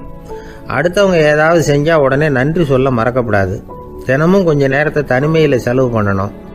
மன உளைச்சலிருந்து விடுபடுறதுக்கு 3 முக்கிய வழிகள் சொல்கிறாங்க. அதை சுருக்கமாக ரெட் அப்படின்னு சொல்கிறாங்க. RED ஆங்கில எழுத்தில். அந்த முதல் எழுத்து R, அது என்னென்னா ரிலாக்ஸேஷன், அதாவது இடை ஓய்வு. 2வது E எக்ஸர்சைஸ், உடற்பயிற்சி. 3வது டயட், திட்டமிட்ட உணவு முறை. அதனால் தியானம், மூச்சு பயிற்சி இதெல்லாம் இந்த இடை ஓய்வுக்கு வழிகள். எந்த வேலையையும் தொடர்ந்து செய்யக்கூடாது. எல்லார்கிட்டையும் கலகலப்பாக பழகணும். மாதத்துக்கு ஒரு நாளாவது குடும்பத்தோடு வெளியில் போயிட்டு வரணும். சுலபமான உடற்பயிற்சிகளை செய்யலாம். உடற்பயிற்சிங்கிறது நமக்காக நாம் செய்கிற ஒரு நீண்டகால முதலீடு அப்படின்னு சொல்லுவாங்க. அதாவது லாங் டேர்ம் இன்வெஸ்ட்மெண்ட்டாக. அளவோடு சாப்பிட்ணும், மெதுவாக சாப்பிட்ணும். இதெல்லாம் கொஞ்சம் மனசில் வச்சுக்கிட்டு நடந்துக்கிட்டால் மகிழ்ச்சியாக வாழலாம். சில பேர் சாப்பாட்டு விஷயத்தில் ரொம்ப அக்கறை எடுத்துக்கிறது உண்டு. ஒரு குண்டு ஆசாமி சாப்பிட உக்காந்தார். முதல்ல ஒரு மாத்திரை சாப்பிட்டார். எதுக்குன்னு கேட்டோம். பசி எடுக்கிறதுக்குன்னார். சாப்பிட்டு முடித்தார். பிறகு மறுபடியும் ஒரு மாத்திரை சாப்பிட்டார். இது எதுக்குன்னு கேட்டோம். சாப்பிட்டது ஜீரணமாகறதுக்கு அப்படின்னார். என் நண்பர் ஒருத்தர் ஆழ்ந்த சிந்தனையில் இருந்தார். என்ன யோசனை பண்ணுறீங்கன்னு கேட்டேன். தலைவர் ஆகணும்னு பார்க்குறேன், அதுதான் என்ன வழின்னு யோசிச்சுக்கிட்டு இருக்கேன்னார். நான் கூட அது மாதிரி யோசித்து பார்த்தேன். அதுக்கப்புறம் அந்த யோசனையை கை விட்டுட்டேன் அப்படின்னோம். ஏன்னு கேட்டார். அதுக்கான தகுதிகள் நமக்கு இல்லைங்கிறது புரியுது. அது நமக்கு புரியறத விட நம்ம விட மற்றவங்களுக்கு நல்லா புரிஞ்சு போச்சு. அதனால் பேசாமல் கம்முன்னு இருந்துடுறது தான் நல்லது அப்படின்னோம். தலைவர் ஆகிறதுக்கு தகுதிகள் வேற உண்டோ அப்படின்னு கேட்டார். அவர் யதார்த்தமாக தான் கேட்குறார். நாங்கள் உடனே எங்ககிட்ட இருந்த ஒரு புத்தகத்தை எடுத்து அவர்கிட்ட கொடுத்தோம். படித்து பாருங்கன்னு. தலைவர் ஆகிறதுக்கு என்ன வழி அப்படிங்கிறத பற்றி அதில் போட்டிருக்கிறாங்க. முதல் வழி என்ன தெரியுமா? ஒரு 4 பேர் முன்னாடி இல்லைன்னா ஒரு கூட்டத்துக்கு முன்னாடி நீங்கள் பேச போகிறீங்க. அப்போ எப்படி ஆரம்பிக்கணும்னா, உண்மையான புகழ்ச்சி, நேர்மையான பாராட்டு, இதோடு ஆரம்பிக்கணும். எடுத்ததுமே அது சரியில்லை இது சரியில்லைன்னு பேசிகிட்டு இருக்கக்கூடாது. மக்களை பார்த்து நீங்கள் தான் தப்பு பண்ணிவிட்டீங்க அப்படின்னு நேரடியாக சொல்லக்கூடாது. தவறு இருந்தாலும் அதை மறைமுகமாக ஏதாவது கதை சொல்லி அதிலிருந்து அவங்க புரிஞ்சுக்கிற மாதிரி செய்யணும். அடுத்தவங்க பண்ண தப்பு என்னன்னு அலசறதுக்கு முன்னாடி நீங்கள் பண்ணின தப்பு என்னங்கிறத பற்றியே பேசுங்க. எதுக்கும் நேரடியாக உத்தரவு போட்டுக்கிட்டு இருக்கக்கூடாது. இதை நீங்கள் செய்யணும் அப்படின்னு சொல்கிறதுக்கு பதிலாக நீங்கள் இப்படி செஞ்சால் எப்படி இருக்கும் அப்படின்னு கேள்வி மாதிரி கேட்கணுமா. இப்படி கேட்டால் அது உத்தரவு மாதிரி தெரியாதான். அடுத்தவங்க மரியாதையை காப்பாற்றுறது மாதிரி பேசணுமா. உங்கள் பேச்சு இன்னொருத்தரை அவமானப்படுத்துறது மாதிரி இருக்கக்கூடாதான். ஏண்டா இவங்கிட்ட போய் மாட்டிக்கிட்டோம்னு யாரும் நினச்சிடக்கூடாது. ஒவ்வொரு சின்ன வளர்ச்சியையும் பாராட்டணும். வெற்றி சாதாரணமாக இருந்தாலும் பாராட்டாமல் இருந்துடக்கூடாது. பாராட்டும் பொழுது தாராளமாக இருக்கணும். குறை சொல்லும் பொழுது கவனமாக இருக்கணும். வாய்க்கு வந்தபடி பேசிவிட்டா அதுக்கப்புறம் வகையாக மாட்டிக்கிட்டு முழிக்க வேண்டியிருக்கும். நீங்கள் பேசுறது இன்னொருத்தருக்கு ஒரு கௌரவத்தையும் மரியாதையும் உண்டு பண்ணுறது மாதிரி இருக்கணும். நீங்கள் பேசுறது அடுத்தவங்களுக்கு இருக்கிற கொஞ்ச நெஞ்ச மரியாதையும் எடுத்து விடுறது மாதிரி இருக்கக்கூடாது. உங்கள் பேச்சை கேட்டால் கேட்குறவங்களுக்கு ஒரு ஊக்கம் வரணும், உற்சாகம் வரணும். தவறு எதுவாக இருந்தாலும் அதை சுலபமாக திருத்திக்கலாம், சரி பண்ணிக்கலாங்கிறது மாதிரி இருக்கணும் உங்கள் பேச்சு. அடுத்தவங்களை சந்தோஷப்படுத்துங்க. உங்கள் யோசனையை கேட்டு நடந்துக்கிறதுனால அந்த சந்தோஷம் அவங்களுக்கு கிடைக்கணும். இந்த தகுதியெல்லாம் உங்ககிட்ட இருந்தால் நீங்கள் ஒரு சிறந்த தலைவராகலாம் அப்படின்னு அந்த புஸ்தகத்தில் போட்டிருக்கு. இந்த காலத்தில் தலைவர் ஆகிறதுக்கு வேறு சில தகுதிகள்லாம் கூட தேவைப்படுது. ஒரு புள்ள தன்னுடைய அப்பா கிட்ட, அப்பா உன்ன மாதிரியே நானும் அரசியலில் சேரணும், தலைவர் ஆகணும்னு ஆசைப்படுறேன், இன்னையிலேருந்து எனக்கு அரசியல் பாடம் கற்றுக் கொடு அப்படின்னு கேட்டிருக்கான். அவரும் சரின்னு சொல்லிவிட்டு ஒரு பெரிய ஏணி எடுத்துகிட்டு வந்தாராம். ஒரு செவுத்தில் சாத்தினார். இந்த ஏணியில் ஏறி உயர போய் அங்கே பரன் மேலே இருக்கிற ஒரு புத்தகத்தை எடுத்துகிட்டு வாடான்னு இருக்கார். மகனை பார்த்து, அப்பா ஏணி ரொம்ப உயரமாக இருக்குது, நீ ஜாக்கிரதையாக இதை பிடிச்சிக்கோ, நான் ஏறி போகிறேன் அப்படின்னு நான் பையன். பயப்படாத, நான் பார்த்துக்கிறேன்னார் அப்பா. பையன் ஏணியில் ஏறினா உச்சிக்கு போனதும் அப்பா கையை எடுத்துட்டார். ஏணி அப்படியே சரிஞ்சுட்டுது. பையன் பொத்துன்னு கீழே விழுந்துட்டான். இடுப்பு பிடிச்சிக்கிட்டே எழுந்திரிச்சான். என்னப்பா இது, இப்படி என்னை ஏற விட்டுட்டு கையை விட்டுட்டியே, இப்படி கை விடலாமா அப்படின்னு கத்தியிருக்கான். அப்பா நிதானமாக சொன்னாராம், அவசரப்படாதேப்பா, அரசியலில் இதுதான் முதல் பாடம், பெத்த அப்பனாக இருந்தாலும் அவனை நம்பாதே அப்படின்னு உபதேசம் பண்ண ஆரம்பிச்சாராம். என்னுடைய நீண்டகால நண்பர் ஒருத்தர் வருஷம் தவறாமல் திருநள்ளாறு அப்படிங்கிற திருத்தலத்துக்கு போயிட்டு வர்றது வழக்கம். அங்கே என்ன சார் விசேஷம்னு கேட்கறது உண்டு. என்ன இப்படி கேட்குறீங்க, சனி பகவான் நலன் விருப்பப்படி அங்கே தானே எழுந்தருளி இருக்கிறார், அவரை போய் பார்த்து ஒரு கும்பிடு போட்டுட்டு வந்தா நம்ம பிடிச்சிருக்கிற சனியெல்லாம் விலகும் அப்படிம்பார். சத்தம் போட்டு சொல்லாதீங்க சார், வீட்டில் வேற யார் காதிலையாவது இது விழுந்துற போது அப்படின்னு சொல்கிறது உண்டு வர்றவங்க. இப்போது நான் சொல்கிறதுல உள்ள நியாயத்தை புரிஞ்சுக்கிட்டு அவரும் கொஞ்சம் எச்சரிக்கை உணர்வோட நமக்கு நன்றி சொல்லுவார்னு வச்சுங்களேன். அதாவது பார்வை மூலமாகவே. அந்த நண்பருக்கு ஆன்மீக விஷயங்களில் அதிக ஈடுபாடு உண்டு. அப்பப்போ சில புராண கதைகளை எல்லாம் சொல்கிறது உண்டு. ரொம்ப சுவாரஸ்யமாக இருக்கும். எப்போவுமே புராண விஷயங்களை எல்லாம் அறிவியலுங்கிற தராசில் வச்சு எடை போட்டுட்டு இருக்கக்கூடாது. அப்படி பார்த்தா அதெல்லாம் நம்ப முடியாத வெறும் கற்பனைகளாக தோணும், மூட நம்பிக்கைகளாகவும் தெரியும். புராணங்களை புராணங்களாகவே புரிஞ்சுக்கிறவங்களுக்கு அதெல்லாம் அர்த்தமுள்ள செய்திகளை உள்ளடக்கி இருக்கிறதாக தெரியும். அந்த வகையில் தான் இந்த நண்பரும் நிறைய செய்திகளை சொல்கிறது உண்டு.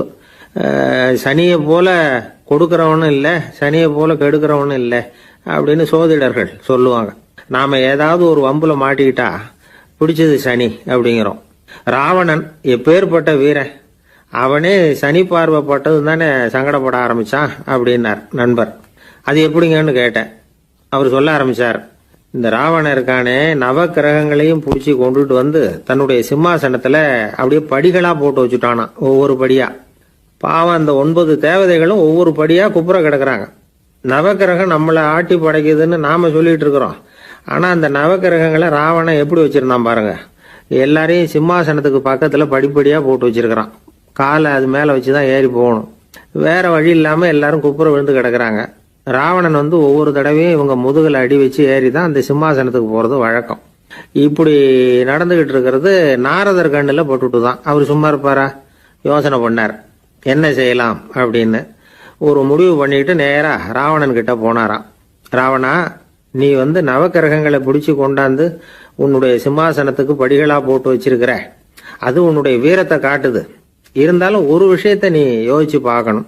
ஒவ்வொரு தடவை நீ சிம்மாசனத்துக்கு போகும்பொழுதும் நவக்கிரகங்களின் முதுகல் அடி வச்சு நீ ஏறி போற, அது உனக்கு பெருமை கிடையாது. அவங்களுடைய மார்புல அடி வச்சு ஏறி போகணும், அதுதான் உனக்கு பெருமை அப்படின்னாராம். இவர் சொல்றதும் சரிதானே அப்படின்னு யோசிச்சிருக்கான் ராவணன். உடனே குப்புற கிடந்த நவக்கிரகங்களை திருப்பி மல்லாக்க போட்டான். அவங்க மார்புல அடி வச்சு மேலே ஏறி சிம்மாசனத்துக்கு போனானா. அப்படி போயிட்டு இருக்கும் பொழுது சனி பகவானின் பார்வை அவன் மேல பட்டுதான். அவ்வளவுதான். என்னாச்சு தெரியுமா? சூர்பனகை தேடி வந்தா. சீதையோட அழகை பத்தி தன்னுடைய அண்ணங்கிட்ட சொல்ல ஆரம்பிச்சுட்டா. விவகாரம் ஆரம்பமாயிட்டது. அதுதான் சனியனுடைய வேலை அப்படின்னு சொல்லி இந்த கதையை சொல்லி முடிச்சார் என்னுடைய நண்பர். ஆக சனியின் பார்வை நம்ம மேல படாம பாத்துக்கிறது தான் நல்லதுங்கிறீங்க அப்படின்னு. ஆமா சார், இப்ப கூட நான் உங்க வீட்டுக்கு வந்திருக்கிறதே ஒருத்தருடைய பார்வை என் மேல படக்கூடாதுங்கிறதுக்காகத்தான் அப்படின்னார். யாருங்க அதுன்னு என்னுடைய மாமனார் சார். அவசரத்துக்கு அவர்கிட்ட கொஞ்சம் கடன் வாங்கிவிட்டேன். நம்ம மாப்பிள்ளை தானேன்னு சொல்லி அவரு விட்டு கொடுக்கறதுக்கு தயாரா இல்லை. இன்னைக்கு இப்ப அவர் எங்க வீட்டுக்கு வரக்கூடிய நேரம், அதுதான் அவர் பார்வையிலிருந்து படாம தப்பிக்கலாங்கிறதுக்காக இங்க வந்துட்டேன் அப்படின்னார். பார்வை படணும்னு இருந்தா பட்டுத்தான் தீரும் போல இருக்கு அப்படின்னா. என்ன சார் சொல்றீங்கன்னார் ஒன்னும் புரியாம. நீங்க இங்கதான் வருவீங்கன்னு அவருக்கு ஏற்கனவே தெரியும் போல இருக்கு. அதனால உங்களுக்கு முன்னாடியே உங்க மாமனார் இங்க வந்துட்டார். அதுவும் அந்த பீரோவுக்கு பக்கத்துலதான் பின்னாடி மறைஞ்சு நின்றுட்டு இருக்கிறார் அப்படின்னு. ஒரு பள்ளிக்கூடம், அதுல வசதியான வீட்டுக்குள்ள ஒருத்தன் படிச்சுக்கிட்டு இருந்தான். இன்னொரு ஏழை பையனும் அங்க படிச்சுக்கிட்டு இருக்கிறான். இவங்க 2 பேரும் ஒரே தெருவில் தான் இருக்கிறாங்க. பணக்கார வீட்டு பையன் பங்களாவில் இருந்தான். அவனுக்கு வேலை செய்யறதுக்காக சில வேலை ஆட்கள் உண்டு. அதனால அவன் நல்லா சாப்பிடுவான், தூங்குவான். ஏதோ வரணுமேங்கிறதுக்காக பள்ளிக்கூடத்துக்கு வருவான், போவான், அவ்வளவுதான். இந்த ஏழை பையன் இருக்கானே, அவன் அப்படி இல்லை. காலையில எழுந்திருப்பான், உடற்பயிற்சி பண்ணுவான். அவங்க வீட்டில் கிடைக்கிற சாதாரண உணவு அதை அளவோட சாப்பிடுவான். வீட்டில் உள்ள வேலைகளையும் செய்வான். பள்ளிக்கும் தவறாம வந்துடுவான். அவனுக்கு கூட பிறந்த சகோதர சகோதரிகள் 8 பேர். எல்லாரும் தன்னம்பிக்கையோட அவங்க வேலையை செஞ்சுக்கிட்டு இருந்தாங்க. இந்த பையன் எப்பவும் உண்மையை தான் பேசுவான், கடமையை ஒழுங்கா செய்வான். ஆசிரியர்களுக்கு இவனை ரொம்ப பிடிக்கும். அதனால இவன் அந்த பள்ளிக்கூடத்து மாணவர் தலைவனை ஆக்கியிருந்தாங்க. இது அந்த பெரிய இடத்து பையனுக்கு பிடிக்கல. மாணவர் தலைவனுக்கு பணிஞ்சு போறதுக்கும் அவனுக்கு விருப்பம் இல்லை. ஒரு நாள் வகுப்புல ஆசிரியர் எல்லா மாணவர்களுக்கும் ஒரு வேலை கொடுத்தார். எல்லாரும் அதை சுறுசுறுப்பா செஞ்சுக்கிட்டு இருக்கிறாங்க. இவன் மட்டும் சோம்பலா உட்காந்துருக்கிறான். ஆசிரியர் அந்த பக்கமா வந்தார். இதை பார்த்துட்டார். உடனே மாணவர் தலைவனா இருக்கிற அந்த ஏழை பையனை கூப்பிட்டார். இந்த பாருப்பா, ஏன் அந்த பையன் இப்படி சும்மா உட்காந்துருக்கிறான், என்னன்னு விசாரிச்சு சொல்லு அப்படின்னு சொல்லிவிட்டு உள்ள போயிட்டார். இவன் மெதுவா போய் அவன்கிட்ட விசாரிச்சான், ஏன் இப்படி சோர்ந்து போய் உட்காந்துருக்கிற அப்படின்னு. அவன் ரொம்ப அலட்சியமா அவனை திரும்பி பார்க்கறான். என்னோட சிரமம் உனக்கு என்ன தெரியும்? வீட்டில் என்னுடைய சௌகரியங்களை கவனிக்கிற வேலை ஆட்கள் 2 பேரும் இன்னைக்கு வேலைக்கு வரல. அதனால என்னோட வேலையெல்லாம் நானே கவனிக்கிற மாதிரி ஆயிட்டுது. அதனால சோர்ந்து போயிட்டேன் அப்படின்னு நான். அப்புறம் கேட்டிருக்கான், அது சரி, உன்னுடைய வீட்டில் உன்னுடைய வேலைக்காரங்க வராத போது நீ எப்படி சமாளிக்கிற அப்படின்னு கிண்டலா கேட்டிருக்கான். அதாவது இவன் ஏழைங்கிறதையும் இவன் வீட்டில் வேலை செய்யறதுக்கு யாரும் இல்லைங்கிறதையும் இப்படி சொல்லி கிண்டல் பண்றான். இந்த ஏழை பையனுக்கு இது புரிஞ்சுது. மனசு வேதனை போட்டுது. இருந்தாலும் வெளியில காட்டிக்காம சிரிச்சுக்கிட்டே சொன்னானா, எனக்கு அந்த கவலையே கிடையாது. என்னுடைய உதவிக்கு நான் நினைச்ச உடனே என்னுடைய காரியத்தை செய்யறதுக்கு 8 பேர் எப்பவும் தயாரா இருப்பாங்க அப்படின்னு நானு. இவன் இப்படி சொன்னதும் அவனுக்கு ஒரு மாதிரி ஆயிட்டுதான். தலையை குனிஞ்சுக்கிட்டே போயிட்டான். உள்ளே உட்கார்ந்துருந்த ஆசிரியர் காதுல இது விழுந்தது. உடனே இந்த ஏழை பையனை உள்ள கூப்பிட்டு போனாரு. கேட்டாரு, என்னப்பா இப்படி சொல்ற? இவன் பொய் சொல்ல மாட்டாங்கிறது அவருக்கு தெரியும். அவனை சமாளிக்கிறதுக்காக இப்படி ஒரு பொய்யை சொல்லியிருப்பாங்கிறதையும் அவரால் ஏற்றுக்க முடியல. ஏன்பா, நீ நினைக்கிற காரியத்தை செய்ய 8 பேர் தயாரா இருக்கிறதா சொன்னிய, உன்னுடைய சகோதர சகோதரிகளை குறிப்பிட்டு அப்படி சொன்னியா அப்படின்னு கேட்டார். இல்லைங்க ஐயா, நான் அவங்கள குறிப்பிட்டு அப்படி சொல்லலைன்னா. அப்படின்னா பொய் சொன்னியா? இந்த சின்ன விஷயத்துக்கு அப்படி பொய் சொல்லலாமான்னார். ஐயா, நான் பொய்யும் சொல்லலைன்னா. இவன் அப்படின்னா நீ சொன்னதுக்கு என்ன அர்த்தம்னார். இப்போ அந்த பையன் சொல்றான், ஐயா, நான் நினைக்கிறத செய்து முடிக்க என் கூட இருக்கிற அந்த 8 பேர் யாருன்னா 2 காலு, 2 கை, வாய், மூக்கு, கண்ணு, காது, ஆக மொத்தம் 8. இவங்க தான் அந்த வேலை ஆட்கள். நான் சொல்றதை செய்யறதுக்கு, நான் சொல்றதை கேட்கறதுக்கும் செய்யறதுக்கும் அவங்க எப்பவும் தயாரா இருக்காங்க. அந்த அளவுக்கு என்னுடைய பயிற்சிகள், பழக்க வழக்கங்கள் மூலமா அவங்கள நல்ல நிலைமையில வச்சிருக்கிறேன் அப்படின்னா. இந்த கதையை சுவாமி சின்மயானந்தர் சொல்றது வழக்கம். இயற்கை நமக்கு கொடுத்திருக்கிற வேலை ஆட்கள் இந்த 8. இவங்களை நல்ல முறையில வச்சிருந்து வேலை வாங்க வேண்டியது நம்முடைய கடமை. அந்த கடமையை ஒழுங்கா செஞ்சுக்கிட்டு வந்தா வாழ்க்கையில வெற்றி நிச்சயம். இல்லைன்னா குழப்பம்தான். புத்தி சரியா இல்லைன்னா இந்த வேலையாட்கள் நாம சொல்றத கேட்க மாட்டாங்க. ஒருத்தன் குடி போதையில தள்ளாடி தள்ளாடி போய் ஒரு மரத்துல முட்டிக்கிட்டானான். தலையில கட்டு போட்டுக்கிட்டு மறுநாள் வந்திருக்கான். ஏன்டா இப்படி பண்றேன்னு கேட்டிருக்காங்க. நான் ஒதுங்கி போன்னு தான் சொன்னேன், அது கேட்கல அப்படின்றான். எது கேட்கல? உன்னோட காலா அப்படின்னு கேட்டிருக்காங்க. இல்லைங்க, அந்த மரம் அப்படின்னு நானா. ஒருத்தர் குதிரை ரேஸுக்கு போனார், பணம் கட்டினார், தோத்து போயிட்டார். மறுபடியும் போனார், பணம் கட்டினார், தோத்து போனார். அடுத்த தடவையும் பணம் கட்ட போனப்போ அவரை தடுத்து கேட்டோம், ஏன் சார் ஏற்கனவே விட்டது போதாதா, இன்னமும் இருக்கிறத விடணுமா அப்படின்னு கேட்டோம். விட்டதையெல்லாம் மொத்தமாக எடுக்க வேணாமா சார், அதுக்காக தான் தொடர்ந்து பணம் கட்டுறேன்னார் அவர். இவரை திருத்துறது ரொம்ப கஷ்டம். இது ஒரு மனநோய். மனநோய்களில் பல வகை உண்டு. மனநோய்கள் பிரிவு அட்டவணையில் சூதாட்டம்ங்கிறது அவதியுறும் நோய் அப்படிங்கிற தலைப்பில் வருது. சூதாட்டம் 2 வகைப்படும்னு சொல்கிறாங்க உளவியல் நிபுணர்கள். ஒரு வகை எப்படின்னா, நண்பர்களோடு சேர்ந்துக்கிட்டு மகிழ்ச்சியும் கிளர்ச்சியும் அடையிறதுக்காக ஈடுபடுறது. பிரச்சனைகளை தீர்க்கறதுல ஒரு ஆர்வம், கேளிக்கைக்காக கொஞ்சம் விட்டு பிடிக்கிறது அப்படிங்கிற மனுஷனுடைய அடி மனசில் உள்ள விபரீத பிணைய சுபாவம், இதெல்லாம் அதுக்கு காரணம். இன்னொரு வகை எப்படின்னா, சூதாட்டத்தில் ஈடுபட்டு ஒரு கட்டாய நிலைமைக்கு ஆளாயிடுறது. ஈடுபடு அப்படின்னு மனசு ஒரு வெறித்தன்மையை தூண்டிக்கிட்டே இருக்கும். இப்படிப்பட்டவங்களுக்கு நாம் தோத்துக்கிட்டு இருக்கோங்கிறது தெரியும், நாம் ஜெயிக்கிறதுக்கான சந்தர்ப்பம் இல்லைங்கிறதும் தெரியும். இதனால் நமக்கும் கஷ்டம், நம்ம சுற்றி இருக்கிறவங்களுக்கும் கஷ்டங்கிறதும் புரியும். அப்படி இருந்தும் சூதாடுவாங்க. இதுக்கு காரணம் சூதாடியின் பகற்கனவு அப்படிங்கிறாங்க நிபுணர்கள். இந்த நிலைமைக்கு கட்டாய சூதாட்டம் அல்லது நிர்பந்த சூதாட்டம் அப்படின்னு பேர் வச்சிருக்கிறாங்க. இப்படிப்பட்ட ஆசாமி இருக்கிறது பூரா விட்டுருவான், கடன் வாங்குவான், திருடுவான். இருந்தாலும் என்னைக்காவது ஒரு நாள் ஜெயிச்சிருவேன் அப்படின்னு சொல்லிக்கிட்டே இருப்பான். விட்டதை எடுத்துருவேங்கிற ஒரு நம்பிக்கை சுடர் அவனுக்குள்ளே எரிஞ்சுக்கிட்டே இருக்கும். இவனை மனநோயாளி அப்படின்னு சொல்லிட முடியாதான். என்ன காரணம்னா, இது மாதிரி ஆளுங்க கிட்ட மன போராட்டமோ கவலையோ பதட்டமோ இருக்கிறது இல்லை. சில விசேஷமான குணங்கள் இவங்க கிட்ட உண்டு. எதிர்ப்பு உணர்ச்சி, சிறுபிள்ளைத்தனம், சட்ட திட்டங்களையும் சம்பிரதாயங்களையும் உட தெரியாத மனப்போக்கு, பொறுப்பில்லாத தன்மை, நெறி தவறி நடக்கிறது எல்லாம் இவங்ககிட்ட உண்டு. ஆனால் வெளிப்பார்வைக்கு ரொம்ப சிநேகமாக இருப்பாங்க, அன்பாக இருப்பாங்க. அப்படி இருக்கிறதாக காட்டிக்குவாங்க. ஆதாயம், சுயலாபம் இதெல்லாம் கருதி தான் பழகுவாங்க. இவங்க கேட்குறப்ப நாம் பணம் கொடுக்கலன்னு வச்சுக்கோங்க, நம்மளை கை விட்டுருவாங்க. நம்ம மேலே அபாண்டமாக பழி சுமத்துறது கூட தயங்க மாட்டாங்க. தங்களுடைய சூதாட்ட நடவடிக்கைகளுக்கு சாதகமான காரணங்களை சொல்லிகிட்டு இருப்பாங்க. நீ வேணும்னா பாரு, ஒரே நாளில் நான் இழந்ததையெல்லாம் மீட்டு லட்சாதிபதி ஆறேன்னா இல்லையா பாரு அப்படிம்பாங்க. தோற்று போகிறத ஒரு படிப்பினையாக இவங்க எடுத்துக்கிறதே இல்லை. தோற்று போகிறதுலேயே இவங்களுக்கு ஒரு அலாதியான சுகம். தனக்குத்தானே துன்பத்தை வரவழைச்சிக்கிட்டு இன்பம் அடையிறதுக்கு தன்வதை சுகம் அப்படின்னு பேர். இவங்கெல்லாம் அந்த ரகம். சில பேர் எப்படி தெரியுமா, மந்திர எண்ணங்களை வரவழைச்சிக்கிறது, சூதாடுறதுக்காக ஆஃபீஸில் கையாடல் பண்ணுறது, அடுத்தவங்க கிட்ட இருந்து திருடுறது. இந்த மந்திர எண்ணம் தீவிரமாச்சுன்னா ஒரு மாதிரியாக பேச ஆரம்பிச்சிருவாங்க. தோல்வி தான் சார் வெற்றிக்கு முதல் படியும்பாங்க. தன்னால் பகடக்காய்களையும் குதிரை ஓட்டிகளையும், அதாவது இந்த ஜாக்கிகள், அதெல்லாம் கட்டுப்படுத்த முடியுங்கிற பித்து நிலைக்கு இவங்கெல்லாம் தள்ளப்பட்டுருவாங்க. சில சூதாடிகள் ஆராய்ச்சி பார்த்ததுல என்ன தெரிய வந்தது தெரியுமா, அவங்கெல்லாம் குழந்தை பருவத்தில் அன்புக்காக ஏங்கினவங்களாம், புறக்கணிக்கப்பட்டவங்களாம், உதவிகளை பெற முடியாதவங்க, இப்படிலாம் இருந்திருக்கிறாங்க. இவங்க வளர வளர மற்றவங்க சௌகரியம் பற்றி அக்கறை இல்லாதவங்களாம் ஆயிடுறாங்க. அதிர்ஷ்ட தேவதை தன்னோட இருக்கிறாங்க அப்படிங்கிற அசையாத நம்பிக்கை இவங்களுக்கு. இவங்களை திருத்துறது ரொம்ப கஷ்டம். அதனால் பந்தயம், சூதாட்டம் இது மாதிரியான விஷயங்களை விட்டு விலகியே இருக்கிறது தான் நமக்கு நல்லது. ஒரு ஆள் சொன்னான், என்னுடைய குதிரை வேகமாக ஓடுறதுக்கு என்ன வழி அப்படின்னு கால்நடை மருத்துவர்கிட்ட யோசனை கேட்டேன். அவர் ஒரு பாட்டில் நிறைய மாத்திரைகளை கொடுத்து தினம் 2 மாத்திரை விதமாக கொடுக்க சொன்னார். முதல் நாள் 2 மாத்திரையை கொடுத்துட்டு அது மேலே ஏறி உட்கார்றதுக்கு போனேன். அவ்வளவுதான். அதுக்குள்ளே அது அம்பு மாதிரி பாஞ்சு ஓடி போச்சு. நான் இன்னும் உட்காரவே இல்லை, அதுக்குள்ளே பாஞ்சு ஓடி போச்சு அப்படின்னா. அடடா, அப்புறம் நீங்கள் என்ன பண்ணீங்க அப்படின்னு கேட்டாங்க. என்ன பண்ணுறது, மீதி மாத்திரை பூராவே நான் முழுங்கி விட்டு அதுக்கப்புறம் துரத்தி பிடிச்சி அது மேலே ஏறி உட்காந்தேன் அப்படின்னா அவன். பொங்கல் திருநாள்னா இது ஏதோ அறுவடை திருநாள் அப்படின்னு சொல்லுவோம். அதாவது வருஷம் பூரா நாம் பாடுபட்டு அதனுடைய பலனை அனுபவிக்கிற நாள் அப்படிங்கிறது நாம் சொல்லிகிட்டு இருக்கிறது. இது முக்கியமாக இது ஒரு நன்றி அறிவிப்பு நாள் அப்படின்னு சொல்லுவாங்க.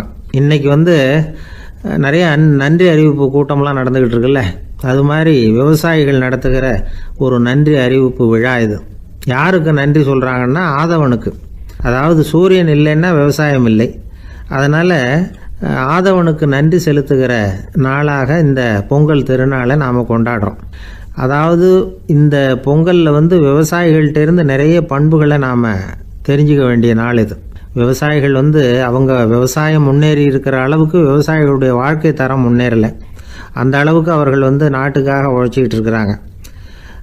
அந்த காலத்திலே அதை பற்றி ஒரு கதை சொல்கிறது உண்டு. ஒரு வயசான ஆள் நிலத்தில் ஏறு உழுதுகிட்டு இருந்தாராம். கிழிஞ்சு போன ஒரு சின்ன துண்டை தான் இடுப்பில் கட்டியிருந்தாராம்.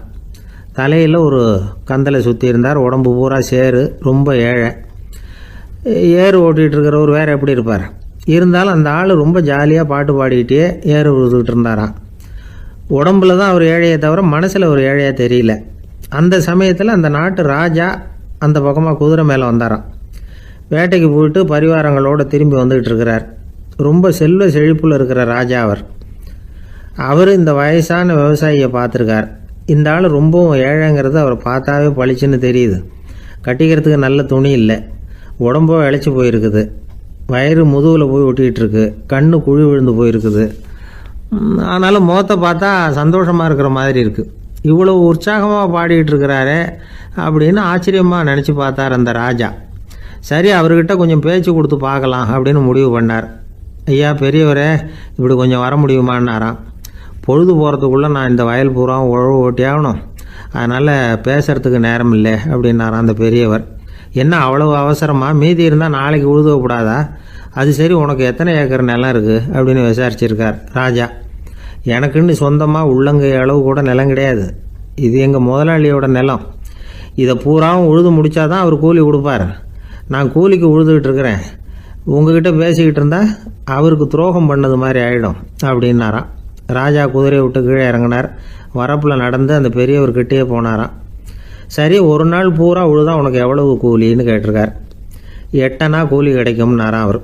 இது ரொம்ப காலத்துக்கு முன்னாடி நடந்த ஒரு சம்பவங்கிறதுனால அப்போ 8 அணா கூலிங்கிறது ரொம்ப பெருசு. இருந்தாலும் அதுவும் அந்த ராஜாவுக்கு பெரிய கூலியாக தெரியல. இவ்வளவு தானா, இதை வச்சுக்கிட்டு நீ எப்படி காலம் தள்ளுற அப்படின்னாராம். ஒன்றும் கவலை இல்லை அப்படின்னாராம் அவர். ராஜாவுக்கு ரொம்ப ஆச்சரியமாக போச்சு.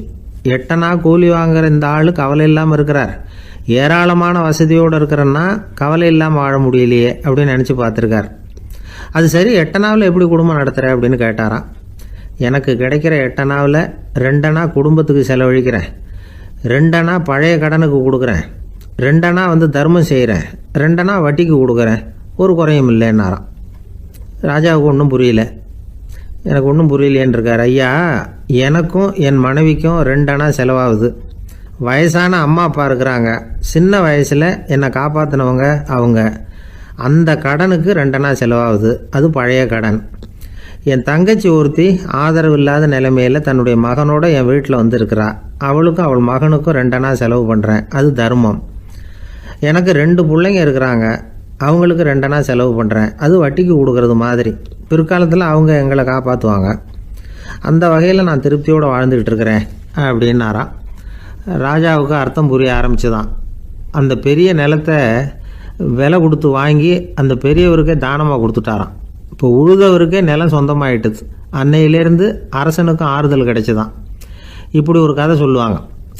8 அணா வருமானத்தை வச்சுக்கிட்டு எப்படி காலத்தை தள்ளுறதுன்னு சொல்கிறதுக்காக இந்த கதையை சொல்கிறதாக யாரும் தப்பாக நினச்சிக்கக்கூடாது. கிடைக்கிறத எப்படி பங்கு போடுறார், எப்படி திருப்தியாக வாழறார் அப்படிங்கிறது தான் முக்கியம். அது மாதிரி இன்றைக்கு இந்த பொங்கல் திருநாளில் உழவர்கள் மனசு மகிழ்ச்சியாக இருந்ததுன்னா அது எல்லாரும் மகிழ்ச்சியாக இருக்கிறது மாதிரி அர்த்தம். அதனால் அவர்கள்ட்டேருந்து நாம் பாடம் கற்றுக்கணும். சில உழவர்கள் தங்கள் நிலத்தில் விளையிறத தாங்கள் சாப்பிட மாட்டாங்க, அடுத்தவங்கள்ட்ட விற்றுட்டு சந்தையில் போய் வேறு அரிசி வாங்கிட்டு வந்து தான் இவங்க சாப்பிடுவாங்க. அப்படிப்பட்ட விவசாயிகள்லாம் இது உண்டு. பங்கிடுகிற பண்பை உழவர்கள்ட்டேருந்து கற்றுக்கொள்ளுங்கள் அப்படிம்பாங்க. ஒரு ஆள் நிம்மதியாக மகிழ்ச்சியாக இருந்தானா உங்கள் நிம்மதிக்கும் மகிழ்ச்சிக்கும் என்ன காரணம்னு கேட்டிருக்கார் இன்னொருத்தர். என்கிட்ட இருந்தது பூராவையும் என் பிள்ளைங்களுக்கு சமமாக பங்கு போட்டு கொடுத்துட்டேன், எனக்குன்னு எதுவுமே வச்சுக்கல, அதுதான் நிம்மதிக்கு காரணம்ன்றிருக்கான். உங்ககிட்ட இருந்தது எவ்வளவு இருந்தது அப்படின்னு கேட்டிருக்காரு அவர். மொத்தமாக ஒரு 50,000 ரூபா இருக்கும் அப்படின்னு இருக்கான்.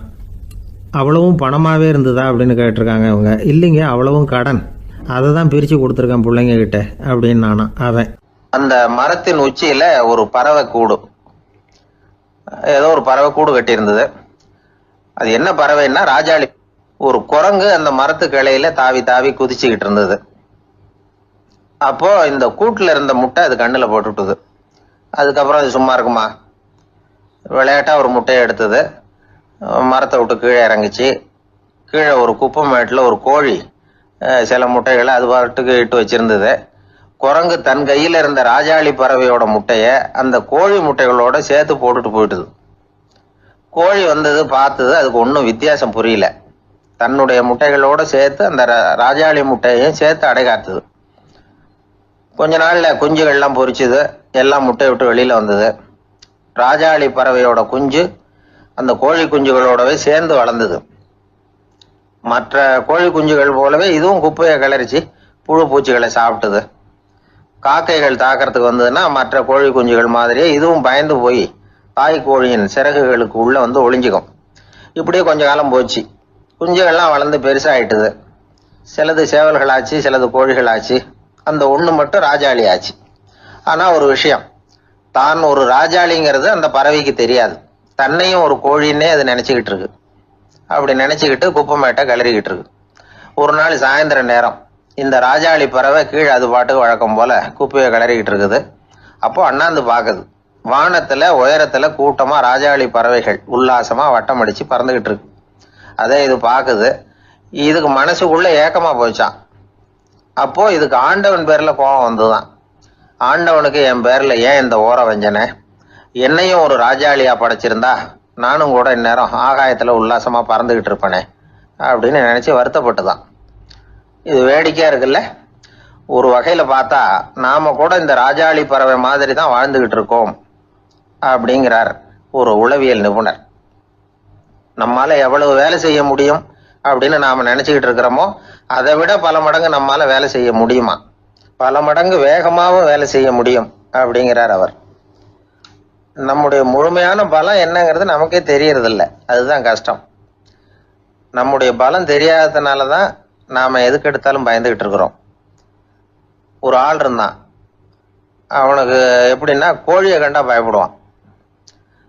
ஏன் கோழியை கண்டா பயம்னா, அவனுக்கு மனசுக்குள்ள தான் ஒரு புழுன்னு நினைப்பு. தன்னை ஒரு புழுவா நினைக்கும் பொழுது, புழுன்னா கோழி வந்து கொத்தும்ல, அதனால கோழியை கண்டு பயப்பட ஆரம்பிச்சிட்டான். இவன் நடுங்கிடுவான். எதிரில் கோழி வந்ததுன்னா உடம்பு பூரா நடுங்க ஆரம்பிச்சிடும்.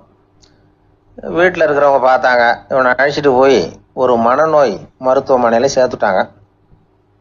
அங்க உள்ள டாக்டர் இவருக்கு சிகிச்சையெல்லாம் கொடுத்தார். ஒரு வாரம் இவனை தங்க வச்சு வேண்டிய சிகிச்சையெல்லாம் கொடுத்து மன ரீதியாக அவனை மாற்றி, சரி இனிமேல் நீ வீட்டுக்கு போகலாம்னு சொல்லி அனுப்பி வச்சார். வீட்டுக்கு புறப்பட்டான். அப்போ சொன்னார், இதை பாருப்பா, நீ வீட்டுக்கு போகலாம், நேராக வீட்டுக்கு போ, நல்லா ஞாபகம் வச்சுக்கோ, இனிமே வந்து நீ ஒரு புழு கிடையாது, மனுஷன், தைரியமா புறப்படு, போயிட்டு வா அப்படின்னு சொல்லி வழி அனுப்பி வச்சார். சரிங்க டாக்டர்னு சொல்லிவிட்டு இவன் புறப்பட்டு போனான். பாதி வழி போயிருப்பான். லேசா நிமிர்ந்து பார்க்கறான், எதிரில் ஒரு கோழி வந்துகிட்டு இருக்கு. அது பாட்டுக்கு சாதாரணமா நடந்து வந்துகிட்டு இருந்தது. அவ்வளவுதான், இவன் உடம்பு கிடுகிடுன்னு ஆட ஆரம்பிச்சுட்டுது. திரும்பி ஓடி வந்துட்டான். டாக்டர் கேட்டார், ஏன்பா திரும்பி ஓடி வந்துட்டேன்னு. பாதி தூரம் போயிட்டேன் டாக்டர், எதிரில் ஒரு கோழி வந்துகிட்டு இருக்குது, அதான் பயமா இருந்தது வந்துட்டேன்னா. டாக்டருக்கு ஒரு மாதிரி ஆயிடுது. அவர் சொன்னார், இதை பாருப்பா, நான் தான் சொன்னேனே, நீ ஒரு புழு இல்லை, மனுஷன். இனிமே நீ புழு கிடையாது, நீ ஒரு மனுஷன். நீ ஒரு புழு இல்லைங்கிறது இன்னமும் உனக்கு புரியலையா அப்படின்னாரு டாக்டர். நான் புழு இல்லைங்கிறது எனக்கு தெரிஞ்சுட்டுது டாக்டர், இது அந்த கோழிக்கு தெரியும்